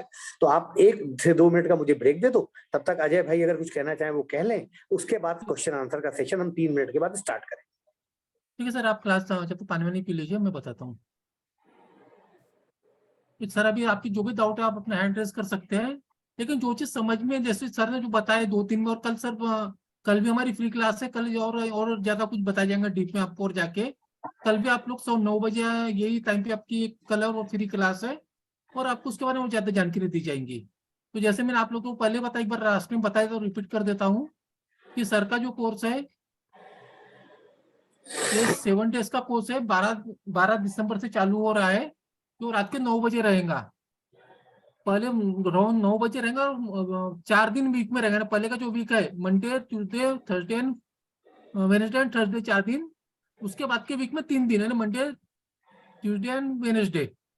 इसकी जो फीस है 2345 फीस है। अगर आप 12 तारीख की पहले पेमेंट करते हो तो 2345 फीस है। अगर आप आज रात तक पेमेंट करते हो तो इसकी जो फीस है 1560 है। ये जो फीस है 1560 से आज रात तक अप्लीकेबल है। कल आप मुझे कोई रिक्वेस्ट मत कीजिए, कल कोई भी आकर बोलेगा तो उसके लिए फीस 2345 रहेंगी। इसके जो कोर्स कंटेंट रहेंगे क्लास के, इसमें आपको पूरे, पहली बात तो मैं बता दूं कि जो सबसे इजी वे से सिखाएगा, मेन बात तो वो है कि हर चीज इजी वे से समझाई जाएंगी। और आपका जो बेसिक, अगर बहुत लोगों की रिक्वायर है कि भाई उनको बेसिक नहीं आता है, तो बेसिक जितनी जरूरत है इस क्लास को समझने के लिए, आप लोगों के लिए जो उनको बेसिक नहीं आता, जिनको बेसिक जितना समझना चाहिए क्लास समझने के लिए, उतनी बेसिक आपको पक्का पढ़ाई जाएंगी, क्योंकि आपको भी कुछ समझ में आए। लेकिन आपको प्रैक्टिस करना जरूरी है। बेसिक पर जितना फोकस करोगे उतना आपका प्रेडिक्शन एक्यूरेट जाता है। बेसिक हम पूरा कोशिश करेंगे जितना हम समझा सके, जितने ज्यादा है उतना आपको सब बेसिक भी समझा दी जाएंगी। उसके अलावा किससे एकदम स्नैपशॉट का मतलब कि तुरंत प्रेडिक्शन कैसे करना। आपने किसी का चार्ट देख लिए, किसी के चार्ट के नंबर देख लिए, कौन सा गुरु कहाँ है, शनि कहाँ है, जो भी 12 ग्रह है, 12 प्लैनेट है, कहाँ कहाँ पे फिक्स है, वो देखते बरोबर अपन उसके 4-5 चीज बता पाएंगे। पूरा एक्यूरेट बताना वो बहुत सारी चीजें, लेकिन 5-6 चीज अपन पूरा उसको जा सकते हैं। अगर आपको ज्यादा डीप में जाना है तो आपको बाकी चार्ट देखना पड़ेगा। लेकिन अपन किसी भी क्लाइंट को इंप्रेस करने के लिए पहले 4-5 चीज अगर अपने एक्यूरेट बता दिए तो उसको क्या होता है, आपका वो भरोसा करना चालू कर देता है, जिसके बाद आपका काम बहुत आसान हो जाता है सब चीजों में। तो ये सब चीज आपको प्रेडिक्शन टिक्स सिखा जाएंगे, स्नैपशॉट या तो ब्लैंक चार्ट बोलते हैं इस वाले क्लास को। ये क्लास चालू हो रही 12 तारीख से। जिनको आज पेमेंट करना है कर सकते हैं रात के 12 बजे तक। 1560 फीस रहेंगी। हमारे बैंक डिटेल ये है, आप चाहे तो ये पेमेंट करके मुझे 990369 नंबर पे आप स्क्रीनशॉट भेज दीजिए, तो आपका एक ग्रुप में ऐड कर दिया जाएगा आपको। जीके सर हो गया आपका?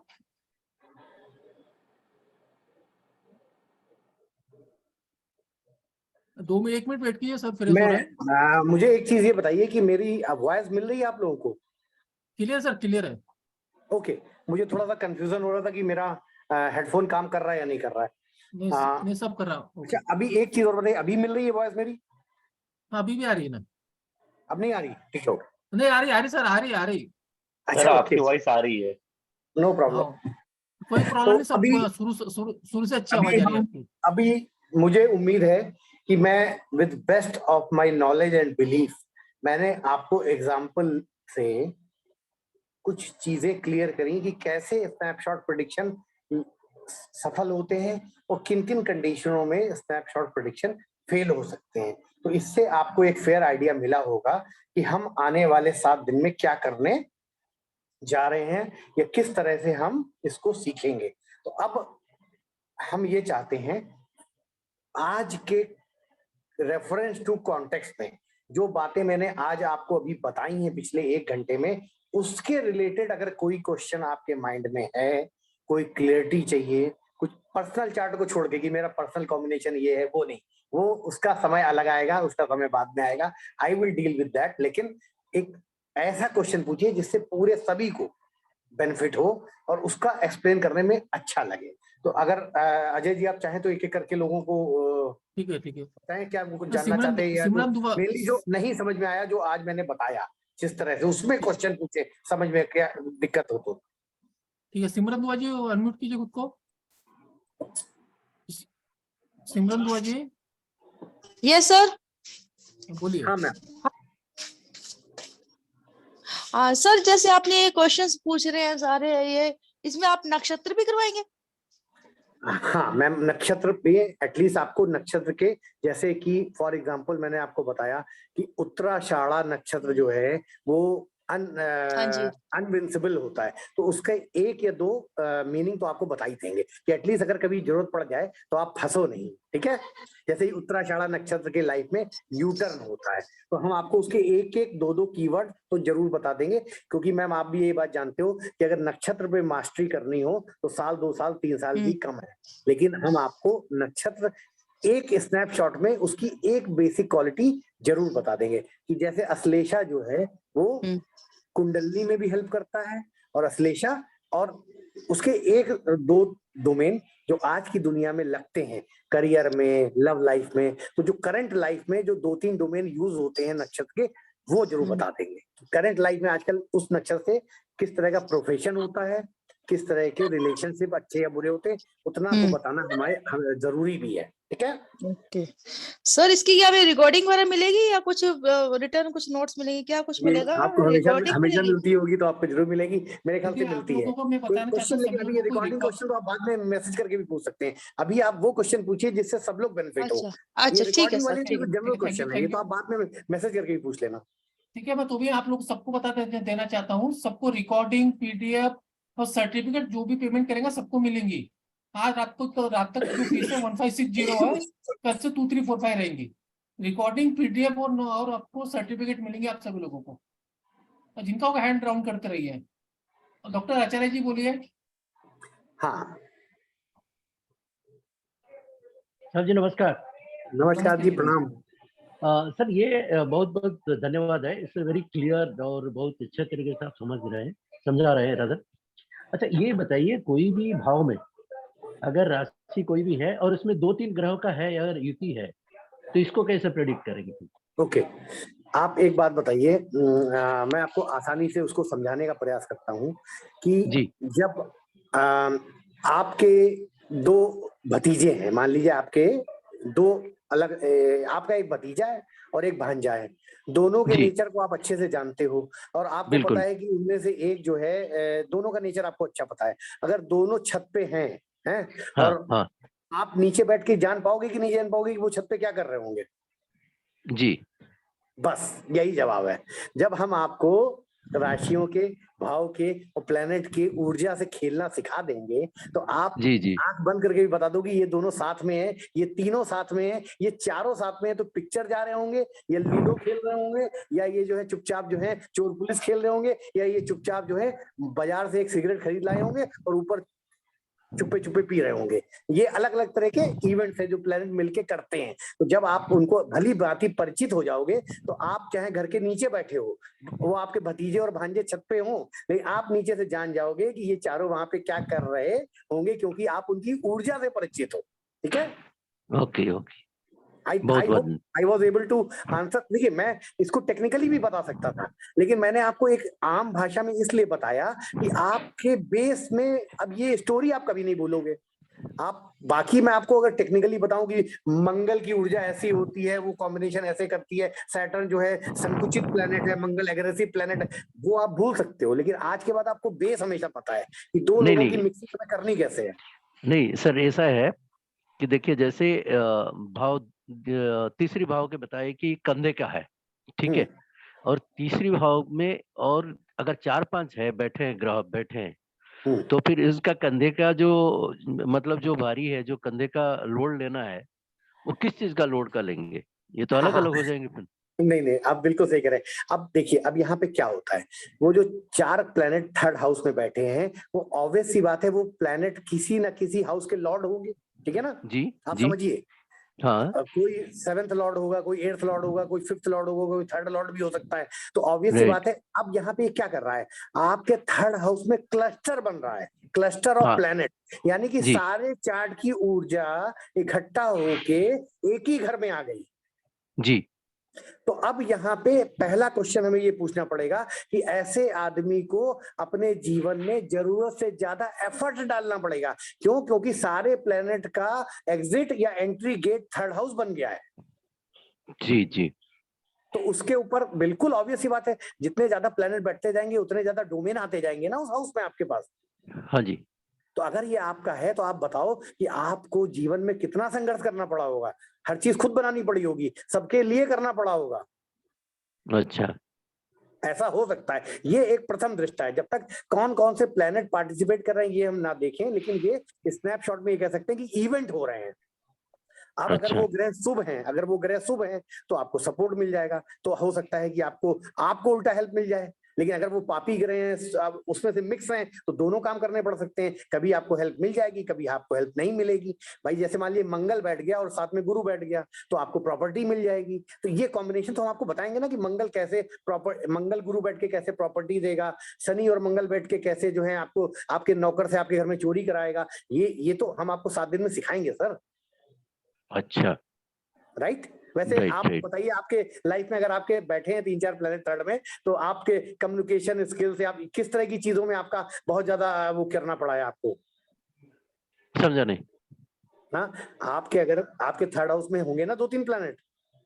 नहीं नहीं, मेरा नहीं, मैं ऐसे बता रहा था कि अगर अच्छा, ऐसा ओके, है मतलब कोई बात नहीं। अब इसको आप नहीं, जैसे जब हम लोग जैसे क्लासेस, जैसे हाँ टांग लड़ाने के लिए बात बोले ना, जैसे हाँ मान लीजिए 12th हाउस में भी 2-3 बैठ गए, तो किस हाँ, चीज में टांग लड़ाएगा ये?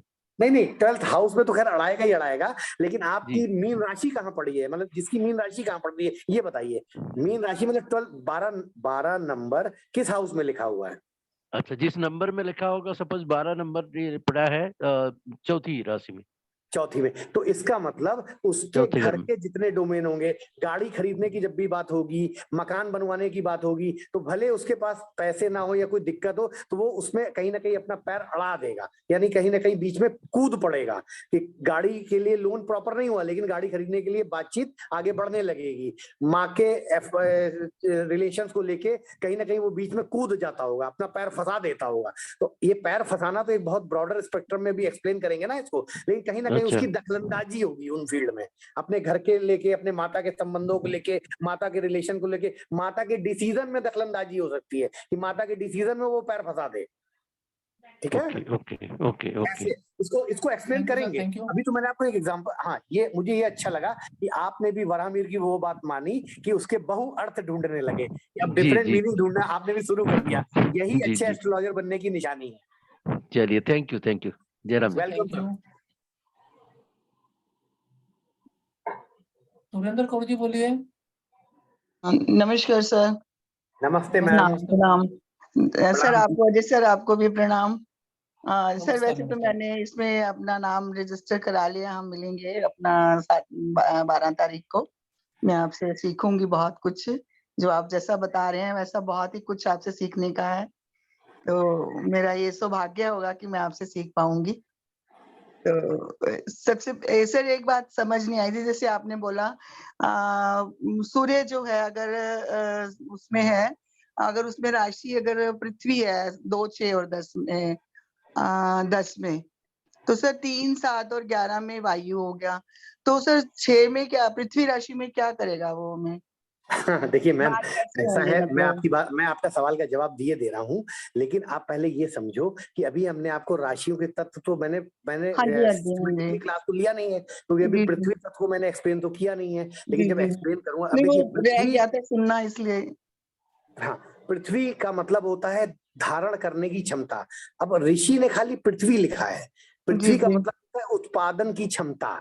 पृथ्वी से हम ओके। अनाज उगाते हैं, पृथ्वी के ऊपर हल चलाते हैं, लेकिन पृथ्वी कभी कंप्लेन नहीं करती है, ठीक है। जी, पृथ्वी पे हम हल चलाते हैं, तो क्या पृथ्वी कभी शिकायत करती है कि तुमने मेरे ऊपर जी। हल चलाया है, मैं तुमको फसल नहीं दूंगी? हुँ, यहाँ पे हुँ। जब ऋषि कहता है बहु अर्थों वाले, तो वो पृथ्वी लिख के 50 चीजें हमें इनडायरेक्टली बता रहा है।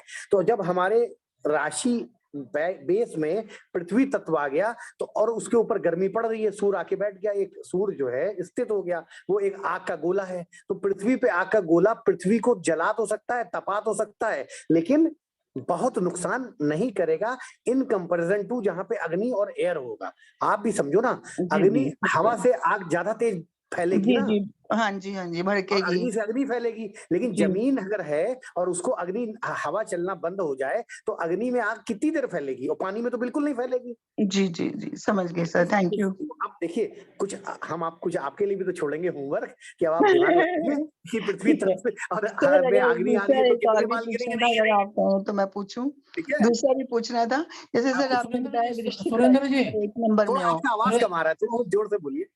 सर मैंने ये सुरेंद्र दीदी, आप तो क्लास ज्वाइन कर रहे हो, बाकी लोगों को पूछने दो जिनको नहीं समझ सकेगा। अरे पूछ, आप तो क्लास, आप क्लास में आ रहे तो आप क्लास में पूछ लेना। तो भी कुछ अगर अर्जेंट है तो पूछ सकता है, पूछ कर अनम्यूट कर लीजिए। कुछ अर्जेंट है तो पूछ लीजिए अभी के लिए। पूछ लूंगी, फिर क्लास में पूछ लूंगी। हाँ, यही क्लास आप में पूछना सर बिल्कुल, आपके साथ ही रहेंगे आप ना। बेफिक्र रहिए, आपके मैं आपके आपके हर सवाल का जवाब दूंगा, और ठीक कुछ है। सस्पेंस भी रखिए, कुछ एक्साइटमेंट भी रखिए, तब तक लिस्ट बना नहीं लीजिए वो क्वेश्चन की। वृश्चिक राशि मेरे बेटे की थी ना, इसलिए आज तीसरे हाउस नहीं में, मैं, तो नहीं सर इसलिए पर्सनल आपको मत सब पूछना पूरा था। पूछिए, बता देंगे। पर्सनल पूछने का कोई मतलब नहीं है, नहीं हम नहीं आपको सिखा पर्सनल देंगे नहीं, कैसे इसी में देखना है। पूछना था। चलिए ठीक है, कोई बात नहीं, थैंक यू वेरी। मीनाक्षी जी बोलिए जल्दी से। हाँ जी सर, मैं ये पूछना चाह रही हूँ कि सर मीनाक्षी मैं मैम तो थोड़ा सा जोर से बोलिए, मुझे आपका आवाज बहुत नहीं क्लियर नहीं आ रहा है। हाँ जी सर, मैं ये कह रही हूँ कि मैं तो एकदम नई हूँ इस विषय में, तो हमें सब अच्छे से सीखने को मिलेगा ना, क्योंकि अच्छा, नक्षत्र ये कुछ हमें मालूम ही नहीं है। राशि मालूम है पर नक्षत्र का क्या रोल होता है इसमें, ये कुछ भी नहीं मालूम ठीक है। है। मैं मीनाक्षी मैम, मैं अपने पीडीएफ बना के 12 तारीख से पहले सर को दे दूंगा। मैं कोशिश करूंगा कि आपको पीडीएफ 8-9 तारीख तक मिल जाए। 8-9 तारीख तक जब आपको पीडीएफ मिल जाएंगे, तो आप एक बार उनको 4-5 बार दिन में गो थ्रू हो जाइएगा, हल्का सा एक बार उन पर नजर मार लीजिएगा, ठीक है। जी जी जी सर। तो आप थोड़ा फेमिलियर हो जाएंगे जब आपके पास पीडीएफ पहुंच जाएंगे। ज्यादा लंबे पीडीएफ मैं नहीं बनाता हूँ, क्योंकि मैं अपने क्लास में कागज और पेन, नोटबुक और पेपर अलाउड नहीं करता हूँ। बट स्टिल मैं, पहली बार है आप लोगों के लिए, तो मैं आपको पीडीएफ भेज रहा हूँ, ठीक है। मैं ज्यादा नहीं, 4-5-6 पन्ने की पीडीएफ भेजूंगा, क्योंकि मेरा सारा लर्निंग जो है कैलकुलेटिव है माइंड में। हम आपके इमेजिनेशन पावर को खोलते हैं, ना कि लिखने में बिलीव करते हैं। आप जी इतनी सर। देर से मेरा क्लास सुन रहे हो, आपको लगा कि इसमें कुछ लिखने वाला है? नहीं सर, लेकिन आप तो एकदम एक्सपर्ट हो सर, तो हम तो रहे हैं, आप तो फटाफट बोले जा रहे हो, हम बस ऐसे सुनते ही जा रहे हैं। ठीक है। आपकी आपकी आपकी प्रॉब्लम हमारे लिए सर्वोपरि है। हम अजय सर को कुछ पीडीएफ भेज देंगे, वो आपके बैच स्टार्ट होने के 3 से 4 दिन पहले आप सबको मिल जाएंगे। आप उनको प्रिंट आउट करा के या अपने लैपटॉप पे करके पढ़ लीजिएगा, और वो सेल्फ एक्सप्लेनेटरी होंगे। और जो मैं पीडीएफ भेजूंगा वो सेल्फ एक्सप्लेनेटरी होंगे। कुछ यूट्यूब के वीडियोस के लिंक शेयर कर दूंगा सर को, जो वेस्टर्न वीडियोस हैं यूरोप के, अमेरिका के, जिसमें डायग्रामेटिकली बताया गया है कि राशि नक्षत्र कैसे घूमते हैं, कैसे प्लेस, तो उससे आपको क्लियरिटी आ जाएगी जब मैं पढ़ाऊंगा, ठीक है। और सर एक मीनाक्षी जी, बात और पूछनी थी। मीनाक्षी जी, जी बेसिक की जो पहले दिन की क्लास रहेंगी, बेसिक पे पूरा आपको फोकस किया जाएगा। पहले दिन जो क्लास रहेंगी उसमें बेसिक पे आपको बताया जाएगा, उसके बाद आपको नोट्स प्लस यूट्यूब की लिंक भी दिएगा और समझने के लिए, उसकी चिंता मत जी कीजिए सर। आप, ठीक है। जी सर, एक बात और पूछनी है सर आपसे हाँ बोलिए कि बोलिए। इसमें हम लोग ये भी समझ पाएंगे कि किसी को मतलब जैसे कि बच्चे कब होंगे या किसी के पास मतलब पैसे की कभी कोई टाइम में दिक्कत आ रही है, जैसे कि मैम किसी का मैम धंधा अच्छे एक से बात चलता है। आप, हाँ ठीक है, देखिए आप कुछ समझिए, मतलब कोई झूठ बोलने वाला मैटर नहीं है। जी 10, 20, 25 साल पुराने एस्ट्रोलॉजर भी ये चीज निकालने में कभी कभी फेल हो जाते हैं। हम आपको बेसिक अंडरस्टैंडिंग दे देंगे, तरीका बता देंगे, लेकिन एवरीथिंग नीड्स एटलीस्ट कुछ समय की प्रैक्टिस जरूरत होती है। लेकिन हम आपको एक स्नैपशॉट, एक शॉर्टकट टेक्निक सिखा देंगे जो नॉर्मली लोग नहीं सिखाते हैं, तो उससे आप काफी नजदीक तक पहुंच जाएंगी। मेरी बात को आप समझो, मैं आपको ज्योतिष के सूत्र और तरीके सिखा सकता हूँ। प्रिडिक्टर, सच में ईमानदारी से, प्रिडिक्टर आपको ईश्वर ही बनाता है। प्रिडिक्टर कोई, मैं भी अगर प्रिडिक्टर हूँ, सो कॉल्ड प्रिडिक्टर हूँ, तो मुझे ईश्वर ने बनाया है। हम किसी को भी प्रिडिक्टर नहीं बना सकते हैं, हम सबको ज्योतिष के नियम, कानून, तरीके बता सकते हैं। ठीक है, ये एक अकाट सत्य है। जो लोग भी ऐसा बोलते हैं कि हम आपको प्रिडिक्टर बना देंगे, ये एक बहुत बड़ा स्टेटमेंट है। ब्रह्मा भगवान ही चाले तो अलग बात है, लेकिन हाँ, हम आपको उसके नजदीक पॉइंटर, हम आपको सत्य दिखा देंगे कि इस पे चल के आप प्रिडिक्शन करने लग जाओगे, बनोगे। ये ईश्वर की इच्छा है, क्योंकि वो अपनी कायनात में आपसे अगर प्रिडिक्शन कराना चाहता होगा तो आपको इस से नवाजेगा। ठीक है जी सर। नहीं कुछ लोग ऐसे एकदम से आके ऐसा ही पूछते हैं कि मेरा धंधा बहुत हाँ, अच्छा मैं चल रहा मानता था, हूँ ना, अभी नहीं चल रहा उनको है। मैं वो चीजें आपको, बिल्कुल आप उसके लिए बेफिक्र रहिए। जब आप करके निकलोगे तो आपके अंदर पहले से इम्प्रूवमेंट होगा। बात तो वही है ना कि जिसका जितना है आंचल यहाँ, उसको सौगात उतनी मिलेगी। उतना ही लेके तो जाएगा। सिखाने के जी बाद जी भी अगर आप नहीं सीख पाई तो मैं क्या करूंगा? हम तो आपको सब कुछ सिखाएंगे, लेकिन जी आपको भी तो उतना ही इंटरेस्ट और टाइम देना पड़ेगा ना। जी सर। जी आप जी बेफिक्र सर। रहिए, सिखाएंगे। Thank you. Thank you. Welcome. हाँ योगी जी बोलिए, योगी जी। हाँ सर, वही पूछना था। प्रणाम सर। प्रणाम सर। नमस्कार प्रणाम बोलिए। सर। प्रणाम प्रणाम प्रणाम। प्रणाम प्रणाम। हाँ, कह रहे हैं सर, हम तो रजिस्टर्ड कर दिए और हम तो क्लास में मिलते हैं सर आपसे, आपका आशीर्वाद चाहेंगे। और दूसरा ये पूछना है सर कि 10 नंबर कहीं राशि है पृथ्वी तत्व की, वही लगन में है, और उसमें हाँ। तीन गो मान लीजिए एक साथ है, तो उसमें तीनों का पॉजिटिव निगेटिव देखना पड़ेगा सर। हाँ, तीनों का आपस में संबंध देखना पड़ेगा कि उनमें से दो आपस में दोस्त कौन है, या तीनों आपस में दोस्त हैं, या तीनों आपस में एक दूसरे के दुश्मन हैं। फिर उनपे, और देखिए ये सारी चीजें तो देखिए थोड़ा सा टेक्निकल है, लेकिन आप बेफिक्र रहिए, पहले दिन के बाद आप देखने लग जाओगे। ठीक है, thank you sir, thank you. प्रणाम। Okay. Yogi ji thank you.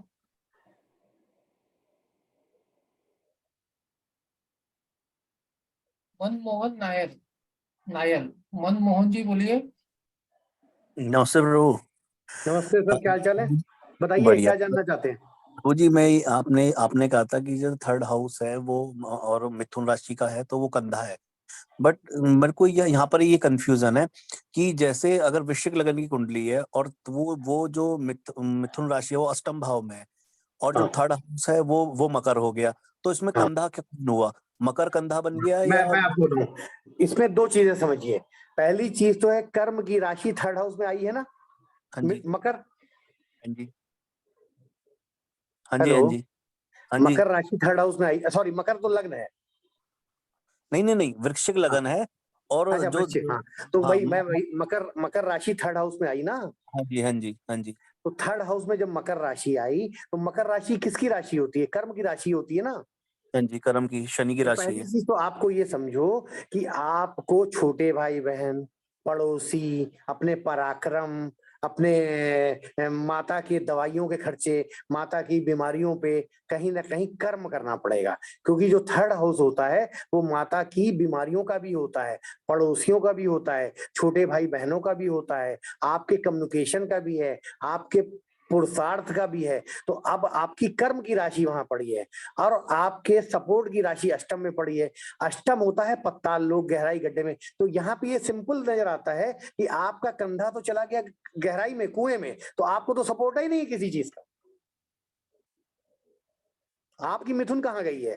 आपके 60 में मिथुन राशि तो अष्टम में है ना, अष्टम तो गहराई की राशि है, तो आपका कंधा कहाँ है? गहराई में है, पत्ताल में है। तो आपको कौन सपोर्ट करेगा? आपको तो सपोर्ट ढूंढना पड़ेगा। तो मतलब अष्टम में मैं किसका बोझ उठाऊंगा फिर? ओहो, अष्टम में आप अपने कर्मों का बोझ उठाएंगे, आप अकड़ का बोझ उठाएंगे, आप जो है संन्यास का बोझ, आप जो है पामिस्ट्री, न्यूमरोलॉजी, एस्ट्रोलॉजी का बोझ उठाएंगे, आप अपने परिवार की हेरिटेज का बोझ उठाएंगे, क्योंकि 8th हाउस जो होता है वो हेरिटेज का भी है। आप अपनी पत्नी के धन का बोझ उठाएंगे, क्योंकि 8th हाउस जो होता है वो 7th हाउस से 2nd हाउस है, तो कहीं ना कहीं आपकी पत्नी से आपको पैसा लेना पड़ सकता है, उसके बोझ से आप दब सकते हैं। अब ये स्नैपशॉट इस तरह से प्रेडिक्शन निकाले जाते हैं यहाँ पे। ओके, ससुराल के कारण आपको दबना पड़ सकता है, क्योंकि 8th हाउस जो होता है वो 7th का 2nd हाउस है, यानी पत्नी के परिवार का हाउस है। ठीक है, मनमोहन जी आपको ठीक है, थैंक यू। आप पूजा जी बोल दीजिए, Pooja ji. Hello, good evening sir. Good evening, थोड़ा सा जोर से बोलिए प्लीज। अच्छा, आवाज आ रही? नहीं, आपकी थोड़ा आवाज कम आ नहीं रही लग है। रही, बारी पूजा जी बाद में देते हैं। सुरेखा जी बोले, सुरेखा बोलो, गोरई, सुरेखा गोरई। गुरुजी नमस्ते। मैं एक चीज पूछना चाहता हूँ, जैसे भेनास आपने कहा जल तत्व का, जल तत्व से है भेनास, अगर वही भेनास अगर 4 नंबर राशि जैसे कर्कट में बैठ जाते हैं तो क्या उसका पावर बढ़ जाएगा? सर, हम थोड़ा सा, हमारा नॉर्थ इंडियन स्लैंग है और आपका ईस्ट इंडियन स्लैंग है, तो थोड़ा सा रुक रुक के बोलिए, तो मैं पहले क्वेश्चन तो समझ लूं। भेनास आपने कहा, भेनास जल वीनस, तत्व हाँ से, वीनस। भेनास जो है जल तत्व से है, और आपने कहा 4, 8, 12 जो है वो जल तत्व से संबंध रखते हैं। राइट। अगर तो उसका मतलब अगर किसी का कर्कट लगन होगा या मीन लगन होगा, अगर उसी लगन में अगर भेनस है तो उसका पावर बढ़ जाएगा। अगर कर्क लग्न होगा और वीनस वहीं अच्छा होगा तो वो स्त्रियों को लेके बहुत इमोशनल होगा, स्त्रियों को लेके उसमें बहुत आसक्ति होगी, बहुत अटैचमेंट होगा, पैसे को लेके, अपने पैसे को जल्दी किसी को दे नहीं पाएगा, पैसा खर्च नहीं कर पाएगा। देखिए अब ये स्नैपशॉट में मैं आपको इतने प्रेडिक्शन कर रहा हूं, उसको स्त्रियों के प्रति, फीमेल्स के प्रति बहुत इमोशनल लगाव होगा। अगर कोई फीमेल उसका दिल तोड़ देगी तो उसको डिप्रेशन में वो आ सकता है। तो ये सब चीजें ध्यान रखनी पड़ेंगी उसे। ठीक है, ये मैंने आपको नटशेल में 4-5 चीजें बताई। बट ये जो भेनस जो है वो चंद्र का दुश्मन है। भेनस जो है सर वो चंद्र का दुश्मन है। कोई ग्रह किसी का दुश्मन और दोस्त नहीं होता है। हर ग्रह की अपनी एनर्जी होती है, या तो दूसरे ग्रह से उसकी एनर्जी मैच करती है या दूसरे ग्रह से उसकी एनर्जी नहीं मैच करती है। मैच करती है तो दोनों पार्टी करते हैं, नहीं मैच करती है तो दुश्मनी मान लेते हैं। वीनस भी जल तत्व है, चंद्रमा भी जल तत्व है। चंद्रमा देवताओं की कैटेगरी में आता है, वीनस असुरों की कैटेगरी में आता है। दोस्ती और दुश्मनी के कई फार्मूले हैं। एक तो हो गया नेचुरल मेलेफिक और नेचुरल बेनिफिक, एक उसके बाद फिर पंचधा मैत्री लगती है। जो हमारे ऋषियों ने एस्ट्रोलॉजी में मित्रता निकालने के कई सारे सूत्र दिए हैं, तत्कालिक मित्र और नैसर्गिक मित्र, यानी कि जो नेचुरल तरीके से मित्र और शत्रु हैं, और एक लग्न के हिसाब से मित्र और शत्रु। तो ये एक टेक्निकल चीज है। जब ये तो खैर मैं इतना डिटेल तो आपको नहीं पढ़ाऊंगा 7 दिन में, लेकिन आप फिलहाल ये मोटा मोटा मान के चलिए कि चंद्रमा और वीनस में इतनी शत्रुता नहीं है कि वो एक दूसरे का बहुत बड़ा नुकसान कर दे, जब तक कि उनके बीच में कोई कैटलिस्ट ना आ जाए, कोई और प्लैनेट रोल ना करे। कुछ कंडीशन में हो भी सकता है, ये थोड़ा लूज स्टेटमेंट है मेरा, लेकिन ये जब और कॉम्बिनेशन देखेंगे तभी ये बताया जा सकता है। लेकिन वीनस और चंद्रमा को इतना, ये थोड़ा सा प्रेमी, कवि, प्यार, फिल्म इंडस्ट्री, गायक, वादन, म्यूजिक का कॉम्बिनेशन ज्यादा बनता है। ठीक है, thank you Guruji, thank you. Thank you. आप अनम्यूट कर लीजिए, सॉरी गीता जी को अनम्यूट कीजिए, गीता अरवानी जी। हाँ नमस्कार सर। हाँ मैम, थोड़ा सा जोर से बोलिए, मुझे आवाज नहीं आ रही आपकी। जी जी जी, हाँ सर। अब आ रही है। हाँ सर, आपने, मैं एक ही क्वेश्चन पूछूंगी कि सर आपने अभी उसका बोला था लगन के अंदर, जैसे अगर तीसरा मतलब मिथुन लगन, सॉरी मीन लगन हो जाता है, मतलब नहीं, ये क्या हुआ, 3 नंबर आपने जो बोला था, अगर वो लगन में आता है तो जो, नहीं मैं किसका, टांग अड़ाने वाली बात है, टांग अड़ाने वाली बात की। 3 नंबर से टांग नहीं अड़ाई जाएगी, नहीं 3 नहीं, नंबर 12 आएगा, नंबर, वहां पे सपोर्ट करना पड़ेगा, नहीं उस नहीं पे सॉरी, जिम्मेदारी। हाँ हाँ हाँ बिल्कुल, मैं ये बोल रही हूँ 12वें जो अपना भाव मीन राशि जो है, वो लगन में आ जाती है, तो अपन दूसरे के घर में तो पैर अड़ा सकते हैं, अपने घर में अपन कैसे पैर अड़ा सकेंगे? नहीं, आप समझिए, अब इसको प्रेडिक्शन कैसे करेंगे? मीन हाँ। लगन अगर आपके, अब आप समझिए, जहां पे आपका सर होना चाहिए था वहां पे आपका पैर आ गया। नॉर्मली 1 नंबर होता तो सर कहते ना वहां पे, तो जी जी आपके जी जब जी, अगर मीन लगना है तो आपके जहाँ पे सर है वहां पे आपके पैर आ गए। तो पैर आ ऐसे गए। में ये कह सकते हैं, अगर बाकी स्नैपशॉट से जब देखेंगे, पूरा चार्ट देखेंगे, तो तुरंत ये देख के समझ में आ जाएगा कि इस इंसान को हर आदमी की जिंदगी में कुछ ना कुछ कमेंट करने की, कुछ ना कुछ छेड़ने की, कुछ ना कुछ अरे बीच बाप में रे! इन्वॉल्व होने की आदत हो सकती है, ये बोला जाता है। अच्छा, पैर अड़ाने का ये मतलब तो ये नहीं कि टंगड़ी मार देंगे आप, ठीक है? अच्छा अच्छा, तो ये मतलब याद आप तो समझिए। रहेगा, आपने जो सही बोला है, आपने ना ये उदाहरण जो दे रहे थे ना, उससे हाँ। क्या चीजें याद रह गई हैं। हाँ, तो आप मेरी बात समझिए, यहाँ पे हाँ, पैर अड़ाने का मतलब होता है कि जिसकी मीन लगन होगी उसके अंदर ये क्वालिटी हो सकती है कि वो दूसरे में छींटाकसी कर दे, बिना जी बात जी के जी, उससे बात मतलब बीच में घुस जाए, बातों के बीच में आ जाए। यहाँ पे टांग अड़ाने का ब्रॉड सेंस है, उससे कई प्रेडिक्शन निकलेंगे। सही ओके, सही सही सही सही। आप लोग थैंक, आइए, क्लास में आइए, सीखिए, मजा आएगा। जरूर जरूर जरूर जरूर जरूर, मैं कोशिश करती हूँ आने की अभी वापस आपके साथ भी। Thank you Nice. सर। तो अब अजय सर, आज का जो है बाइंड अप करते हैं, फिर 1-2 दिन पहले ले लेंगे, 12 से पहले 1 दिन और, क्या कहते हैं आप तो सर? सर 2 मिनट और ले लेते हैं, 10:30 बजने का है, 4 मिनट हाँ? बचे तो दो अच्छा, लोगों को और ले लेते सर, बस ठीक है, ठीक है। 10:30 बजे तक हम कर लेते हैं। पूजा जी बोल दीजिए, आपकी आवाज आ रही है क्लियर? देख लीजिए फिर से। हेलो। पूजा हाँ जी, मैम, हाँ बोलिए, बोलिए। बताइए। हाँ सर, सर मैं ये पूछ रही थी कि काल पुरुष की कुंडली में जहाँ पे 9 है, वहां पे मेरा 6 आता है जैसे, तो उससे फिर हम क्या कर सकते हैं, कैसे अच्छा, हम माने? आपको बताते हैं। हमें जहाँ पे अकाल पुरुष की कुंडली में जहाँ 9 नंबर लिखा होता है वहां पे आपका 6 नंबर है ना? उसके आगे पीएल लिखा है सर, 6 के आगे पीएल। अभी पीएल पे बात जा रही है। पीएल का मतलब होता है प्लूटो। प्लूटो को हम लोग नहीं कंसीडर करते। आप जब 6 नंबर जहाँ बता रही हो, तो इसका मतलब आपकी मकर लग्न की कुंडली है, यानी लग्न में फर्स्ट हाउस में 10 नंबर लिखा है। ओके, हाँ जी सर।